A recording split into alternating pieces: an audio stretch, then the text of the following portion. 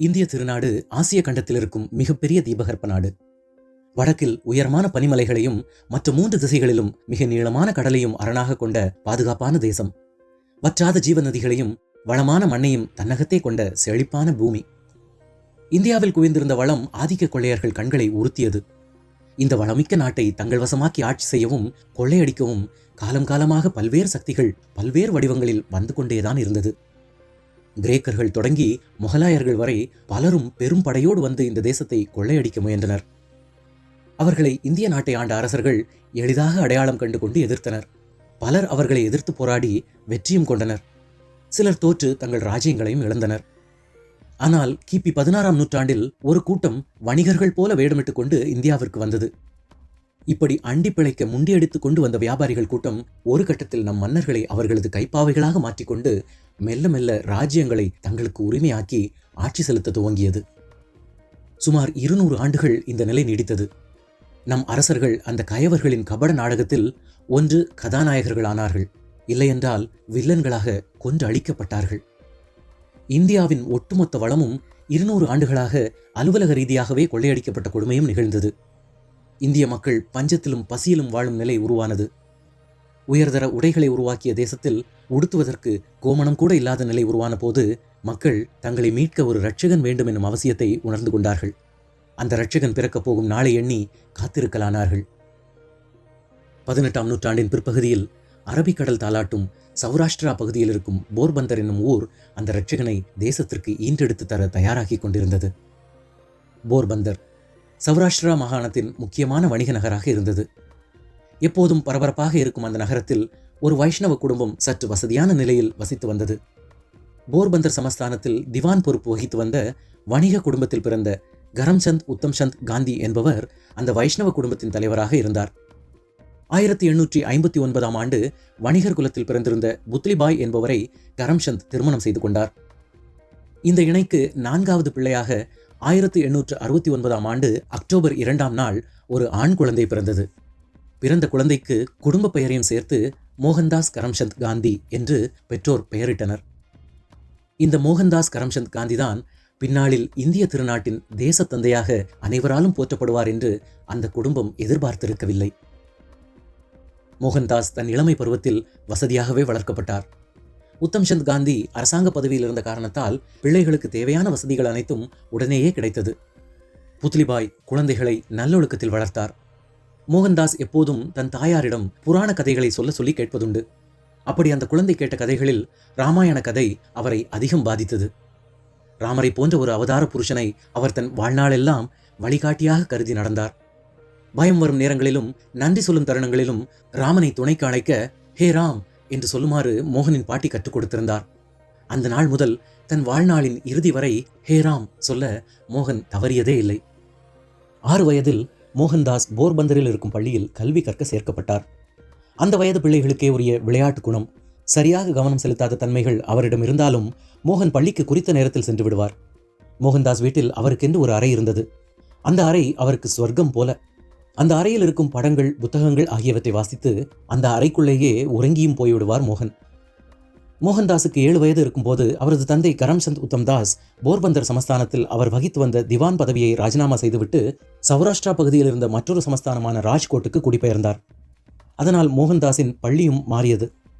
கரம்சந்த் காந்தி விரைவில் ராஜ்கோட் சமஸ்தானத்தின் திவானாக நியமிக்கப்பட்டார். மோகன்தாஸும் அவரது சகோதரரும் அங்கிருந்த துவக்க பள்ளியில் சேர்க்கப்பட்டனர். ஒரு நாள் தெருவில் பயாஸ்கோப் என்று சொல்லப்படும் கருவி மூலமாக படங்களை காட்டும் ஒருவர் வந்தார். எல்லா சிறுவர்களும் சென்று அதில் படம் பார்த்தனர். மோகன்தாஸும் சென்று அதில் படம் பார்த்தார். அந்த கருவியில் காட்டப்பட்ட ஒரு படத்தில் கண்கள் தெரியாத வயதான பெற்றோரை கூடையில் வைத்து சுமந்து செல்லும் ஒரு மனிதனின் படம் காட்டப்பட்டது. அடுத்த படத்தில் பலர் முன்னிலையில் ஒரு மனிதன் தலை குனிந்து நிற்பதையும் அவனது மனைவி மற்றும் பிள்ளைகளை சிலர் இழுத்து செல்வது போலவும் ஒரு படம் காட்டப்பட்டது. மோகன்தாஸ் இதயத்தில் அந்த 2 படங்களும் பெரிய தாக்கத்தை உண்டாக்கின. அது குறித்து மோகன்தாஸ் தன் பாட்டியிடம் கேட்டார். மோகன்தாஸின் பாட்டி அதற்கான விளக்கம் கொடுத்தார். கண் தெரியாத பெற்றோரை கூடையில் சுமந்து செல்லும் மனிதன் சிரவணன். பெற்றோரின் கண்களாக இருந்து அவர்களை பாதுகாத்து சேவகம் செய்தவன். அவனை தவறுதலாக தசரத சக்கரவர்த்தி அம்பெய்து கொண்டதால் அவன் பெற்றோர் தசரதனுக்கு சாபமிட்டனர் என்றும், பெற்றோரை மதித்து அவர்களுக்கு சேவகம் செய்வது இறைவனுக்கு சேவை செய்வதற்கு ஒப்பாகும் என்றும் கூறினார். அந்த கதையும் அதில் வந்த சிரவணன் கதாபாத்திரமும் மோகன்தாஸ் இதயத்தில் பசுமரத்தில் அறைந்த ஆணி போல இறங்கியது. அதன்பின் அவர் தன் பெற்றோரின் விருப்பத்தையே தன் விருப்பமாக கொண்டு அவர்களுக்கு பணிந்து நடக்கலானார். இரண்டாவது படத்தில் வந்தது ஹரிச்சந்திரன் என்றும் அவரது மனைவி பெயர் சந்திரமதி என்றும் வாழ்நாளில் ஒரு நாளும் பொய்யே உரைக்காமல் இறுதி வரை உண்மையை மட்டுமே பேசிய சத்யவான் என்றும் பாட்டி விளக்கம் கொடுத்தார். அந்த நொடி முதல் தன் இறுதி மூச்சு இருக்கும் வரை மோகன்தாஸ் பொய் சொல்வதில்லை என்று உறுதி எடுத்துக்கொண்டார். காட்டியவார் என்னும் இடத்தில் உயர்நிலை படிப்பை தனது 12வது வயதில் மோகன்தாஸ் துவக்கினார். அப்போது ஒரு நாள் அவரது வீட்டிற்கு துப்புரவு பணி செய்ய வந்த மனிதனை அவர் தற்செயலாக தொட நேர்ந்தது. அதற்காக அவரது தாயார் அவரிடம் கோபித்துக் கொண்டதோடு அவர்களை தீண்டுவது இந்து மத சாஸ்திரங்கள் படி தவறானது என்றும் பாவத்திற்கு ஆளாகிவிடுவோம் என்றும் கூறினார். ஆனால் மோகன்தாஸ் அதை ஏற்க மறுத்தார். மதங்கள் தீண்டாமையை குறித்து கூறவில்லை என்றும் நாமே எழுதி வைத்த கோட்பாடுகள் தான் அதை குறித்து தவறான கருத்தை நம்மிடையே பரப்புகின்றன என்றும் அவர் வாதிட்டார். தீண்டாமை ஒரு பாவச் செயல் என்று கூறியவர் மனிதனின் கழிவுகளை மனிதனே அகற்றுவதை விட வேறென்ன கொடுமை இருக்க முடியும் என்று கேட்டார். மோகன்தாஸ் கரம்சந்த் காந்திக்கு 13 வயது ஆனபோது அவரது பெற்றோர் அவருக்கு திருமணம் செய்து வைக்க தீர்மானித்தனர். அறியாத வயதில் திருமணம் என்றால் என்னவென்று புரிந்து கொள்ள முடியாத பருவத்தில் அவருக்கு திருமண ஏற்பாடுகள் முடிவாகியது. போர்பந்தரில் திருமணத்திற்கு ஆயத்தங்கள் நடந்தது. போர்பந்தரில் இருந்த பெரிய வணிகர் கோகுல்தாஸ் கபாடியாவின் மகள் கஸ்தூரிபாய் என்பவரை அவருக்கு மனைவியாக பெற்றோர் தீர்மானித்திருந்தனர்.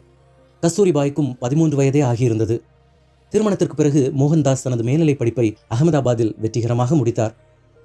பாவ்நகரில் சங்கர்தாஸ் கல்லூரியில் இளநிலை படிப்பை மேற்கொள்ள சேர்ந்திருந்தார் மோகன்தாஸ். ஆனால் ஒரு வருடம் கல்லூரியில் படித்திருந்த நிலையில் லண்டனில் பாரிஸ்டர் படிப்பில் சேர அவருக்கு வாய்ப்பு கிடைத்தது. சங்கர்தாஸ் கல்லூரியில் இருந்து விலகிய மோகன்தாஸ் பாரிஸ்டர் படிப்பை மேற்கொள்ள அவரது அண்ணன் லட்சுமிதாஸ் பெரிதும் உதவினார். லண்டனுக்கு கிளம்பும் முன் மோகன்தாஸ் ஒரு உறுதிமொழி எடுத்துக்கொண்டார். அதன்படி மது, மாது, புலால் ஆகியவற்றை தொடுவதில்லை என்று அவர் உறுதியேற்றுக்கொண்டார். அது அவர் லண்டனில் படிப்பை தொடரும் போது பல நேரங்களில் பக்கபலமாக இருந்தது. செப்டம்பர் 4, 1888 ஆண்டு தனது 18வது வயதில் பம்பாயிலிருந்து லண்டனுக்கு கப்பலில் கிளம்பினார் மோகன்தாஸ் கரம்சந்த் காந்தி. அந்த கடல் பயணம் அவருக்கு புதிய அனுபவமாக இருந்தது. 1 மாத கால கடற்பயணத்திற்கு பிறகு லண்டனை சென்று சேர்ந்த மோகன்தாஸ் கரம்சந்த் காந்திக்கு லண்டன் வேறுபட்டதாக தோன்றியது. ஆனாலும் அந்த வாழ்க்கைக்கு அவர் வாழ பழகி கொண்டார். லண்டனில் அவர் சைவ உணவுகளை தேடி அலைந்து உண்பதற்கு பெரிதும் சிரமப்பட்டார். அப்படி அவர் தேடி உண்ட உணவுகளில் ருசி என்பது மருந்துக்கும் இல்லாமல் இருந்தது. ஆங்கிலேயர்களைப் போல உடைகளை அணிந்து கொண்டவர் அவர்களுக்கு ஈடாக ஆங்கிலத்தில் பேசவும் அவர்களுடன் இணையாக பழகவும் தன்னை தயார்படுத்திக் கொண்டார். தன் வாழ்க்கை முறையை ஒழுங்காக கட்டமைத்துக் கொள்ள அவர் தனியாக அறை ஒன்றை வாடகைக்கு எடுத்து தங்கினார். அங்கு அவரே அவருக்கு தேவைப்படும் சைவ உணவு வகைகளை தயாரித்துக் கொண்டார். லண்டனில் சைவ உணவை விரும்பும் மக்களின் குழுவில் இணைத்துக் கொண்ட மோகன்தாஸ் அவர்கள் நடத்திய பத்திரிகையில் சைவ உணவின் மாண்புகளையும் இந்து வேதங்கள் காட்டும் உணவு முறைகளையும் குறித்து எழுதினார். மது அருந்துவது முற்றிலும் பாவச்செயல் என்பதை பதிவிட்ட காந்தி, மது மனித குலத்திற்கும் நாகரிக வளர்ச்சிக்கும் மனிதநேயத்தை மறத்துப்போக செய்யும் பகையாளியும் ஆகும் என்று பதிவிட்டார். 1889 ஆண்டு மோகன்தாஸ் பகவத்கீதையை படிக்கும் வாய்ப்பை முதன்முறையாக பெற்றார். பகவத்கீதையின் சாரங்கள் அவருக்கு அருளுரையாக மாறியது.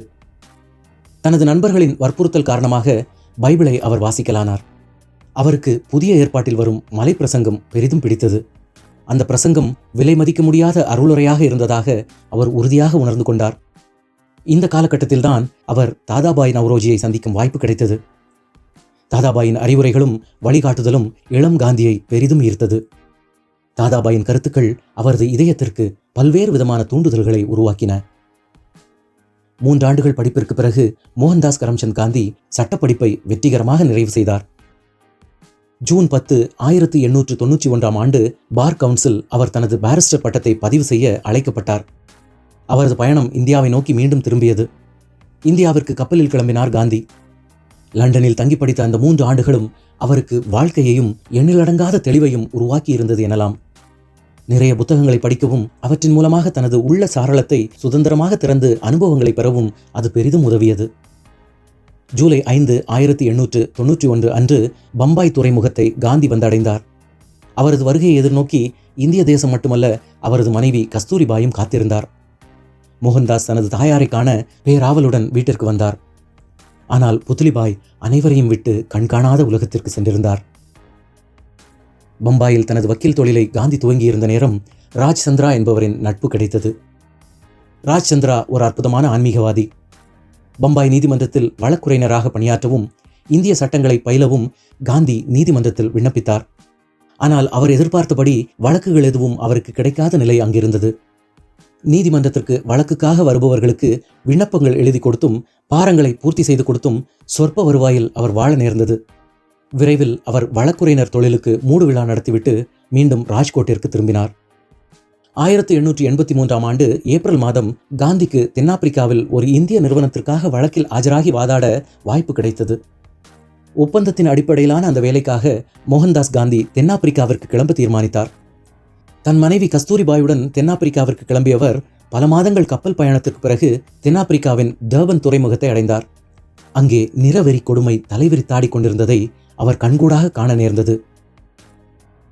டர்பன் நீதிமன்றத்தில் வாதாட அவர் வந்தபோது அவர் அணிந்திருந்த தலைப்பாகையை நீக்குமாறு அவரிடம் கண்டிப்புடன் கூறப்பட்டது. அவர் தலைப்பாகையை அகற்ற மறுத்தபோது அங்கிருந்தவர்களால் அவமானம் செய்யப்பட்டார். அதனால் அதிருப்தி அடைந்த காந்தி நீதிமன்றத்தை விட்டு வெளியேறினார். அடுத்த நாள் தென்னாப்பிரிக்க பத்திரிகைகள் அவரை அழையா விருந்தாளியாக வந்த பார்வையாளர் என்று கேவலமாக தலையங்கம் எழுதி விமர்சித்தன. பிறகொரு நாள் பிரிச்சோரியா செல்வதற்காக தகுந்த பயணச்சீட்டுடன் தொடருந்தில் முதல் வகுப்பு பெட்டியில் பயணம் செய்த காந்தி அவர் ஒரு வெள்ளையர் இல்லை என்ற காரணத்திற்காக ஆங்கிலேய அதிகாரி ஒருவரால் தொடருந்து நிலையத்தில் பெட்டியிலிருந்து தூக்கி எறியப்பட்டார். வெள்ளையர் அல்லாத ஒரே காரணத்தால் இது போன்ற பல இன்னல்களை காந்தி அனுபவித்தார். இதன் மூலம் தென்னாப்பிரிக்காவின் கருப்பின மக்களும் அங்கே குடியேறிய இந்தியர்களும் படும் இன்னல்களை காந்தி நன்கு உணர்ந்தார். தென்னாப்பிரிக்காவில் வாழும் நேரத்தில் காந்தி தனக்கு கிடைத்த ஓய்வு நேரங்களில் பல்வேறு மதங்களை பற்றிய நூல்களை வாசிக்க தொடங்கினார். அந்த நூல்கள் அவரை மதங்கள் பற்றிய நம்பிக்கை குறித்து தெளிவான சிந்தனையை உருவாக்கிக் கொள்ள பெரிதும் பயன்பட்டன. தென்னாப்பிரிக்காவில் காந்தியின் ஒப்பந்த காலம் முடியும் நேரம் நெருங்கியது. அதற்காக அவருக்கு பிரிவுபச்சார விழா ஒன்றிற்கு அவரை அங்கு பணியில் அமர்த்தியிருந்த நிறுவனம் ஏற்பாடு செய்திருந்தது. விழாவிற்கு செல்ல ஆயத்தமாகிக் கொண்டிருந்த போது எதேச்சையாக பத்திரிகைகளில் வெளியாகியிருந்த ஒரு செய்தி அவரது கண்ணில் பட்டது. தென்னாப்பிரிக்க அரசு இந்தியர்களுக்கான வாக்குரிமையை ரத்து செய்ய போகும் மசோதாவை சட்டப்பேரவையில் நிறைவேற்றப் போவதாக வெளியாகியிருந்த அந்த செய்தியை கேட்டு காந்தி மிகவும் உணர்ச்சி வசப்பட்டார். விழாவில் கலந்து கொண்ட அவர் அவரது இந்திய நண்பர்களிடம் இந்த மசோதாவை தீவிரமாக எதிர்த்து போராட வேண்டும் என்றும் இந்த மசோதா மிகவும் அபாயகரமானது என்றும் தெரிவித்தார். ஆனால் அவரது நண்பர்கள் அது குறித்த சட்ட அறிவு தங்களுக்கு இல்லை என்றும் அவர்களுக்கு காந்தி உதவ வேண்டும் என்றும் கேட்டுக்கொண்டனர். அதனால் இந்தியா திரும்பும் முடிவை கைவிட்ட காந்தி குறிப்பிட்ட அந்த சட்ட மசோதாவுக்கு எதிராக சட்ட ரீதியாகவும் மக்கள் சக்திகளை ஒன்று திரட்டியும் போராட்டம் நடத்தினார். ஆயினும் அந்த முயற்சி அவருக்கு எதிர்பார்த்த வெற்றியை தரவில்லை. 1894ஆம் ஆண்டு காந்தி தனது சகாக்களுடன் இணைந்து நாட்டல் இந்திய காங்கிரஸ் என்னும் இயக்கத்தை தொடங்கினார். இந்த இயக்கம் தென்னாப்பிரிக்காவில் வாழ்ந்த இந்தியர்களிடமும் மற்ற கருப்பின மக்களுக்கும் புதிதான போராட்ட முறையை அறிமுகமாக்கியது. பல்வேறு இடங்களில் போராட்டங்கள் காந்தியின் தலைமையில் நடைபெற்றது. நாட்டல் மாகாணத்தில் இருந்த அனைத்து இந்தியர்களும் இந்த போராட்டங்களில் ஒன்று திரண்டு போராடினர். இதற்காக காந்தியும் அவரது சகாக்களும் பலமுறை கைது செய்யப்பட்டனர். 1906ஆம் ஆண்டு ஜோஹனஸ்பர்க் நகரில் நடந்த போராட்டத்தில் சத்தியாகிரக போராட்டத்தை காந்தி அறிமுகப்படுத்தினார். அஹிம்சை, ஒத்துழையாமை, கொடுக்கப்படும் தண்டனையை ஏற்பது போன்ற கொள்கைகள் இந்த போராட்டத்தின் முக்கிய பண்புகளாக இருந்தது. ஏராளமானோர் கைது செய்யப்பட்டு நாள் கணக்கில் சிறை வைக்கப்பட்டனர். ஆனாலும் போராட்டம் வலுவடைந்து கொண்டே சென்றது. தென்னாப்பிரிக்க இந்திய மக்களுடன் இணைந்து காந்தி மேற்கொண்ட போராட்டங்கள் வலுவானவையாக இருந்தது. இந்திய கூலி தொழிலாளர்களுக்காக சொந்தமாக குடியிருப்புகளை உருவாக்கிக் கொள்ளவும் அவர்களது பகுதியில் அவர்களே அவர்களுக்கு தேவையான அனைத்தையும் உருவாக்கிக் கொள்ளவும் காந்தி பயிற்சி அளித்தார். அந்த பயிற்சிகளை அவர்களுக்கு அளிக்க அவரே விவசாயியாகவும் தச்சராகவும் கட்டடம் கட்டுபவராகவும் மாறி அவர்களுடன் உழைத்தார். ஆங்கில அரசாங்கத்தின் பல்வேறு அடக்குமுறை சட்டங்களை எதிர்த்து ஒத்துழையாமை இயக்கம் மூலமாக அவர் நடத்திய அறப்போராட்டங்கள் நாளுக்கு நாள் அதிகரித்துக் கொண்டே சென்றது. தொடக்கத்தில் அரசாங்கம் இவர்களை தண்டித்து துன்புறுத்துவதால் போராட்டத்தை முடக்கிவிடலாம் என்று போட்ட கணக்கு தவறாக போகவே போராட்டத்தை தலைமையேற்று நடத்தும் தலைவர்களை கைது செய்து சிறையில் அடைக்க ஆங்கில அரசு உத்தரவிட்டது. காந்தியும் அவருடன் போராட்டத்தை வழிநடத்திய தலைவர்களும் சிறைகளில் அடைக்கப்பட்டனர். தனி அறையில் சிறையில் அடைக்கப்பட்டார் காந்தி. சிறையில் அவரது அறை சுவர்களில் ஈரப்பதம் அதிகமாக இருந்தது. தரையிலிருந்து குளிர் காரணமாகவும் மழையின் காரணமாகவும் நீர் வெளியேறி அறையெங்கும் கடுமையான நாற்றம் வீசியது. சிறையிலிருந்து காந்தி கஸ்தூரிபாய்க்கு கடிதம் எழுதினார். ஒருவேளை இந்த அடக்குமுறை போரில் தான் மரிக்க நேரிட்டால் குழந்தைகளுடன் பத்திரமாக இந்தியாவிற்கு செல்லுமாறும் தனது இறப்பிற்காக கலங்கி சோர்ந்து விட வேண்டாம் என்றும் அதில் அவர் எழுதினார். பல நாட்களுக்கு பிறகு சிறையிலிருந்து விடுதலையான காந்தி முன்பு போல பலமாக செயலாற்ற மாட்டார் என்று ஆங்கில அதிகாரிகள் நம்பினர். ஆனால் சிறையிலிருந்து விடுதலையான காந்தி முன்பை விட பல மடங்கு பலம் கொண்டவராக மக்களை திரட்டி ஜோகன்னஸ்பர்க் நோக்கி ஊர்வலம் நடத்தினார். ஆங்கில அரசின் கருப்பு சட்டங்களுக்கு எதிராக மக்கள் திரண்டு வந்து அந்த ஊர்வலத்தில் கலந்து கொண்டனர். காந்தி ஊர்வலம் நடக்கும் நேரத்தில் 3 நாட்களில் 4 முறை கைது செய்யப்பட்டார். ஆனாலும் அவரையும் அவரது போராட்டத்தையும் ஆங்கில அரசால் தடை செய்ய முடியவில்லை. தென்னாப்பிரிக்காவில் வாழ்ந்த பெரும்பான்மை ஆங்கில மக்களும் கொஞ்சம் கொஞ்சமாக இந்தியர்கள் கேட்கும் நியாயமான உரிமைகளை உணரத் தொடங்கினர். அதில் இருக்கும் நியாயம் அவர்களுக்கு புலப்பட்டது. தென்னாப்பிரிக்க இந்தியர்களுக்கு போராட்டத்தை குறித்து தகவல்களை பரிமாறவும் உண்மையான நிலவரத்தை விளக்கவும் காந்தி இந்தியன் ஒப்பீனியன் என்ற பத்திரிகையை நடத்தினார். 4 மொழிகளில் அந்த பத்திரிகை வெளிவந்தது. முதலில் கையெழுத்து பிரதிகளாகவும் பின்னர் அச்சுக்கோர்வை மூலம் தாள்களில் அச்சடிக்கப்பட்டும் வெளிவந்த அந்த பத்திரிகையை இந்தியர்கள் மட்டுமல்லாது தென்னாப்பிரிக்க ஆங்கிலேயர்களும் வாசிக்கத் தொடங்கினர். அந்த பத்திரிகை மூலமாக காந்தி இந்தியர்களின் நியாயமான கோரிக்கையையும் அதில் உள்ள உண்மை தன்மையையும் குறித்து எழுதினார். போராட்டம் வலுத்துக் கொண்டே சென்றது. ஆகவே வேறு வழியின்றி ஆங்கில அரசாங்கம் தென்னாப்பிரிக்காவில் வாழ்ந்த இந்தியர்களுக்கு எதிரான கருப்பு சட்டங்கள் அனைத்தையும் வாபஸ் பெறுவதாக அறிவித்தது. அறவழி போராட்டம் வெற்றி அடைந்தது. அதன் மூலம் இந்தியர்களுக்கு எதிரான வாக்குரிமை பறிப்பு மசோதா உள்ளிட்ட பல்வேறு அடக்குமுறை சட்டங்களையும் ரத்து செய்தது ஆங்கில அரசாங்கம். இதன் மூலம் தென்னாப்பிரிக்காவில் வாழ்ந்த இந்திய மக்களுக்கு உரிமைகளை மீட்டுக் கொடுத்த காந்தி தாயகம் திரும்ப தீர்மானித்தார். 1915ஆம் ஆண்டு ஜனவரி 9ஆம் நாள் அப்பலோ பந்தர் துறைமுகத்தை காந்தி கப்பல் மூலம் வந்தடைந்தார். துறைமுகத்தில் தன் துணைவி கஸ்தூரிபாயுடன் வந்து இறங்கியவர் ஆள் அடையாளமே தெரியாதவாறு உருமாறியிருந்தார். தலைய கட்டிய மில் வேட்டியும் ஜிப்பாவும் பெரிய தலைப்பாகையுமாக வந்து சேர்ந்தவரை அடையாளம் காண முடியாதவாறு அவரது தோற்றம் மாறியிருந்தது. அவரை வரவேற்க கோலாகல ஏற்பாடு செய்யப்பட்டிருந்தது. கோபாலகிருஷ்ண கோகலே தலைமையில் திரண்டிருந்தவர்கள் மேற்கூரையில்லாத மோட்டார் காரில் காந்தியையும் கஸ்தூரிபாயையும் ஊர்வலமாக பம்பாய் நகர சாலைகளில் அழைத்து சென்றனர். பம்பாயில் இருக்கும் பெட்டார் சாலை மவுண்ட் பெட்டெட் வளாகத்தில் காந்திக்கு பிரம்மாண்டமான வரவேற்பு கொடுக்கப்பட்டு கௌரவப்படுத்தப்பட்டது. கோபாலகிருஷ்ண கோகலே மற்றும் ரவீந்திரநாத் தாகூர் ஆகியோருடன் நெருங்கிய நட்பு காந்திக்கு ஏற்பட்டது. இந்திய தேசிய காங்கிரஸில் இணைந்து பணியாற்ற காந்தி முடிவெடுத்து அதில் சேர்ந்தார். இந்தியாவின் முன்னணி தலைவர்களாக இருந்த ஃபெரோஷா மேத்தா, பால கங்காதர திலகர் போன்றோரை சந்தித்தார் காந்தி. ஃபெரோஷா மேத்தா மோகன்தாஸ் காந்தியிடம் இருந்த ஈர்ப்பு சக்தியை இனம் கண்டுகொண்டார். அவருக்கு வழிகாட்டியாகவும் குருவாகவும் இருந்து பொது வாழ்வில் ஈடுபட உந்து சக்தியாகவும் ஃபெரோஷா மேத்தா இருந்தார். காங்கிரஸ் பேர் இயக்கத்தில் தன்னை இணைத்து கொண்ட காந்தி சேவை உணர்வை தொண்டர்கள் தங்கள் வாழ்நாளெல்லாம் செய்ய பழக்கும் பொருட்டு அவர்களுக்கு பயிற்சி அளித்தார். தாங்கள் வசிக்கும் இடங்களில் துப்புரவு பணிகளை மேற்கொள்வது, தெருக்களையும் பொது இடங்களையும் யாருடைய உதவியுமின்றி தாங்களே சுத்தமாக வைத்துக் கொள்வது, தொண்டர்களே அதற்கான துப்புரவு பணிகளை மேற்கொள்வது போன்ற பயிற்சிகள் அதில் அடங்கியிருந்தது. பொது வாழ்வில் ஈடுபட்ட தன்னை மேலும் தயாராக்கும் பொருட்டு இந்தியா முழுவதும் சுற்றுப்பயணம் மேற்கொண்டார் காந்தி. அவ்வாறு பயணம் மேற்கொண்ட நேரங்களில் அவர் பொதுமக்களுடன் பொது பெட்டியில் ரயிலில் பயணம் மேற்கொண்டார். 1917ஆம் ஆண்டு சபர்மதி நதிக்கரையில் ஆசிரமம் ஒன்றை ஏற்படுத்தினார் காந்தி. பின்னாளில் அது சபர்மதி ஆசிரமம் என்று அழைக்கப்பட்டது. 25 பேரை ஆசிரமவாசிகளாக கொண்டு உருவாக்கப்பட்ட அந்த ஆசிரமத்தில் வன்முறை அல்லாத அகிம்சை பேணும் இதயம், தீண்டாமை எண்ணங்களற்ற சுதேசியம், காதி வஸ்திரம் உடுத்தும் கொள்கைகள் முறையாக பின்பற்றப்பட்டது. வேப்ப மரங்களும் புளிய மரங்களும் நிறைந்திருந்த அந்த பகுதியில் தோட்டங்கள் அமைக்கப்பட்டன.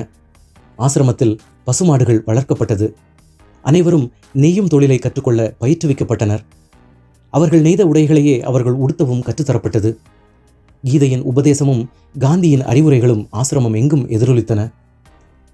1918ஆம் ஆண்டு அகமதாபாத்தில் இருந்த டெக்ஸ்டைல் மில் தொழிலாளர்கள் குறைவான ஊதியத்தில் இரட்டிப்பு நேரம் பணியாற்ற உத்தரவு பிறப்பிக்கப்பட்டது. வன்முறைகளற்ற அமைதியான அகிம்சை போராட்டத்தை தொழிலாளர்கள் மேற்கொள்ள காந்தி அறிவுறுத்தினார். 20 நாட்களாக தொழிலாளர்கள் போராடியும் மில் நிர்வாகங்கள் அவர்கள் கோரிக்கையை பரிசீலிக்க முன்வரவில்லை. நிலைமை மிக மோசமானது. தொழிலாளர்கள் பட்டினியால் வாடத் துவங்கினர். செய்தியை கேள்விப்பட்ட காந்தி மிகவும் வருந்தினார். தொழிலாளர்களுக்கு நியாயமான உரிமைகள் கிடைக்க காந்தி உண்ணாவிரதம் மேற்கொள்ளப் போவதாக அறிவித்தார். காந்தி மேற்கொண்ட உண்ணாவிரத போராட்டம் 3ஆம் நாளை எட்டிய போது மில் உரிமையாளர்கள் தொழிலாளர்களின் கோரிக்கைகளுக்கு பணிந்தனர். எந்த விதமான நிபந்தனைகளும் விதிக்காமல் தொழிலாளர்களின் கோரிக்கை ஏற்கப்பட்டது. காந்தியின் உண்ணாவிரத போராட்டம் வெற்றியை ருசித்தது.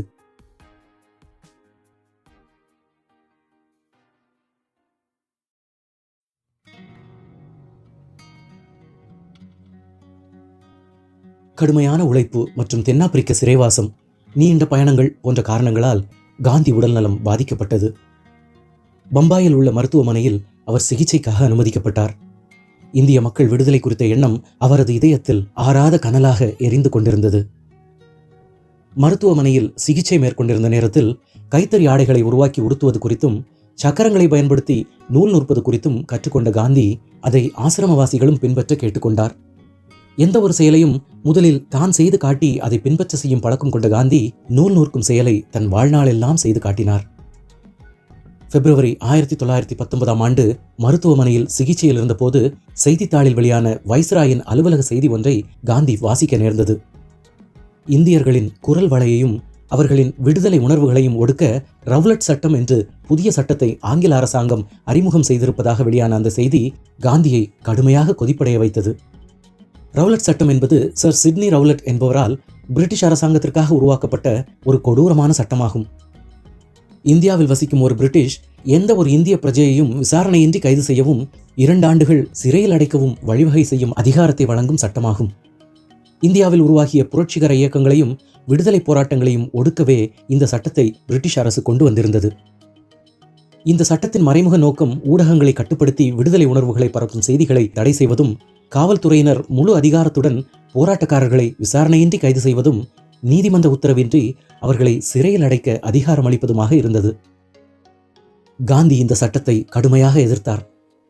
இந்த சட்டத்தை திரும்ப பெற வேண்டும் என்றும், இல்லையென்றால் ரவுலட் சட்டத்தை எதிர்க்க போராட்டம் நடத்தப்படும் என்றும் அறிவித்தார். ஆனால் ஆங்கில அரசாங்கம் அதை பெரிதாக எடுத்துக்கொள்ளாமல் போராட்டம் நடத்துபவர்கள் மீது ரவுலட் சட்டத்தின்படி நடவடிக்கை மேற்கொள்ள துவங்கியது. காந்தி ரவுலட் சட்டத்தை எதிர்த்து ரவுலட் சத்தியாகிரக போராட்டத்தை முன்னெடுத்தார். நாடெங்கும் இந்த சட்டத்தை எதிர்த்து ஆர்ப்பாட்டங்கள், ஊர்வலங்கள், போராட்டங்கள் ஆகியவை அஹிம்சை முறையில் நடைபெற்றன. இந்த சட்டத்தின் பாதகங்களை விளக்கியும் சத்தியாகிரக போராட்டத்தை எப்படி மேற்கொள்வது என்பது குறித்தும் காந்தி எழுதிய கையேடு நாடெங்கும் விநியோகிக்கப்பட்டது. 1919 மார்ச் 1 சத்தியாகிரக போராட்டம் நாடெங்கும் வீரியமுடன் முன்னெடுக்கப்பட்டது. பாலகங்காதர திலகர் மற்றும் அன்னி பெசன்ட் அம்மையார் ஆகியோர் ஹோம் ரூல் இயக்கத்தை தொடங்கினர். 2 போராட்ட களங்களும் ரவுலட் சட்டத்தை கடுமையாக எதிர்த்து நிகழ்ந்தன. பிரிட்டிஷ் அரசாங்கம் பெரும் கலக்கமடைந்தது. 1919 மார்ச் 29 ஜாலியன் வாலாபாக் திடலில் பெரும் கூட்டம் திரண்டது. மார்ச் 30 பெரும் கடையடைப்பு நடத்த முன்னேற்பாடுகள் நடந்தன. கடையடைப்பு வெற்றிகரமாக நடைபெற்றது. பொதுமக்கள் சுய விழிப்பின் பேரில் கலந்து கொண்டனர். இப்போக்கு ஆட்சியாளருக்கு பெரும் நெருக்கடியை ஏற்படுத்தியது. டெல்லியிலும் கடையடைப்பு நடந்தது. அங்கு வன்முறை சம்பவங்கள் நடைபெற்றன. காவல்துறையினர் சுட்டதில் 8 பேர் மாண்டனர். மக்களிடையே எழுச்சியும் எதிர்ப்பும் வேகமாயின. பல்வேறு ஊர்வலங்கள், கண்டன எதிர்ப்பு கூட்டங்கள், ரவுலட் சட்டத்துக்கு எதிரான எதிர்ப்புகள் என பரவலாக வளர்ந்தன. 1919 ஏப்ரல் 13 பஞ்சாபின் அமிர்தசரஸில் ஜாலியன் வாலாபாக் என்ற இடத்தில் ஆயிரக்கணக்கானோர் திரண்டு ரவுலட் சட்டத்திற்கு எதிரான போராட்டத்தில் அகிம்சை வழியில் போராடி கொண்டிருந்தனர். இத்திடல் நாற்புறமும் உயர்ந்த மதில்களால் சூழப்பட்டிருந்தது. உள்ளே செல்ல ஒரே ஒரு குறுகிய வழியே உண்டு. இந்நிலையில் இராணுவ ஜெனரல் ரெஜினால்ட் டயர் தலைமையில் 100 ஆங்கில காவல் படையினரும் 50 இந்திய சிப்பாய்களும் அந்த இடத்திற்கு திடீரென்று வந்து எந்த எச்சரிக்கையும் தராமல் கூட்டத்தை நோக்கி சுடத் துவங்கினர். திறந்திருந்த ஒரே ஒரு வாயிலை நோக்கி மக்கள் முண்டியடித்து ஓடினர். சுவர்களின் மீது ஏறி குதித்தனர். வேறு சிலர் துப்பாக்கி சூட்டிலிருந்து தப்பிக்க திடலின் நடுவில் இருந்த கிணற்றுக்குள் வீழ்ந்தனர். இவ்வாறு கிணற்றில் வீழ்ந்து உயிரிழந்தவர்களின் எண்ணிக்கை 120 ஆகும். அதிகாரப்பூர்வமாக மொத்தம் 379 பேர் கொல்லப்பட்டனர். ஆயிரக்கணக்கானோர் காயமடைந்தனர். இந்த படுகொலையை கண்டித்து நாடு முழுவதிலும் இருந்து வந்த கண்டனங்களை தொடர்ந்து ஆங்கில அரசு ஹண்டர் கமிஷன் என்ற குழுவை அமைத்து விசாரணை நடத்தியது. விசாரணையின் முடிவில் டயரை பதவி நீக்கம் செய்து உத்தரவிட்டது. 3 ஆண்டுகள் கடுமையான விமர்சனங்களையும் போராட்டங்களையும் எதிர்கொண்ட பிரிட்டிஷ் அரசு 1922 மார்ச் மாதம் இந்த சட்டத்தை திரும்ப பெற்றது. இந்த காலகட்டத்தில் காந்தி நவஜீவன் மற்றும் யங் இந்தியா என்ற 2 பத்திரிகைகளை நடத்தினார். சுதேசி இயக்க கொள்கைகளையும் சத்தியாகிரக போராட்டத்தை மக்களிடம் கொண்டு செல்லவும் இந்த பத்திரிகைகள் பெரிதும் துணை செய்தன. 1920 குஜராத்தில் நடைபெற்ற ஒரு பொதுக்கூட்டத்தில் கிலாபத் இயக்கத்தை சேர்ந்த சௌகத் அலி என்பவரை காந்தி மக்களிடையே அறிமுகம் செய்து வைத்தார்.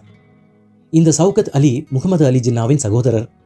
பிரிட்டிஷ் இந்தியாவில் வாழ்ந்த உஸ்மானிய கலீபகத்தை பாதுகாக்க நடத்தப்பட்ட அமைப்பே கிலாபத் இயக்கமாகும். 1919 இந்த இயக்கத்தை இந்தியாவில் அலி சகோதரர்கள் தொடங்கி நடத்தி வந்தனர்.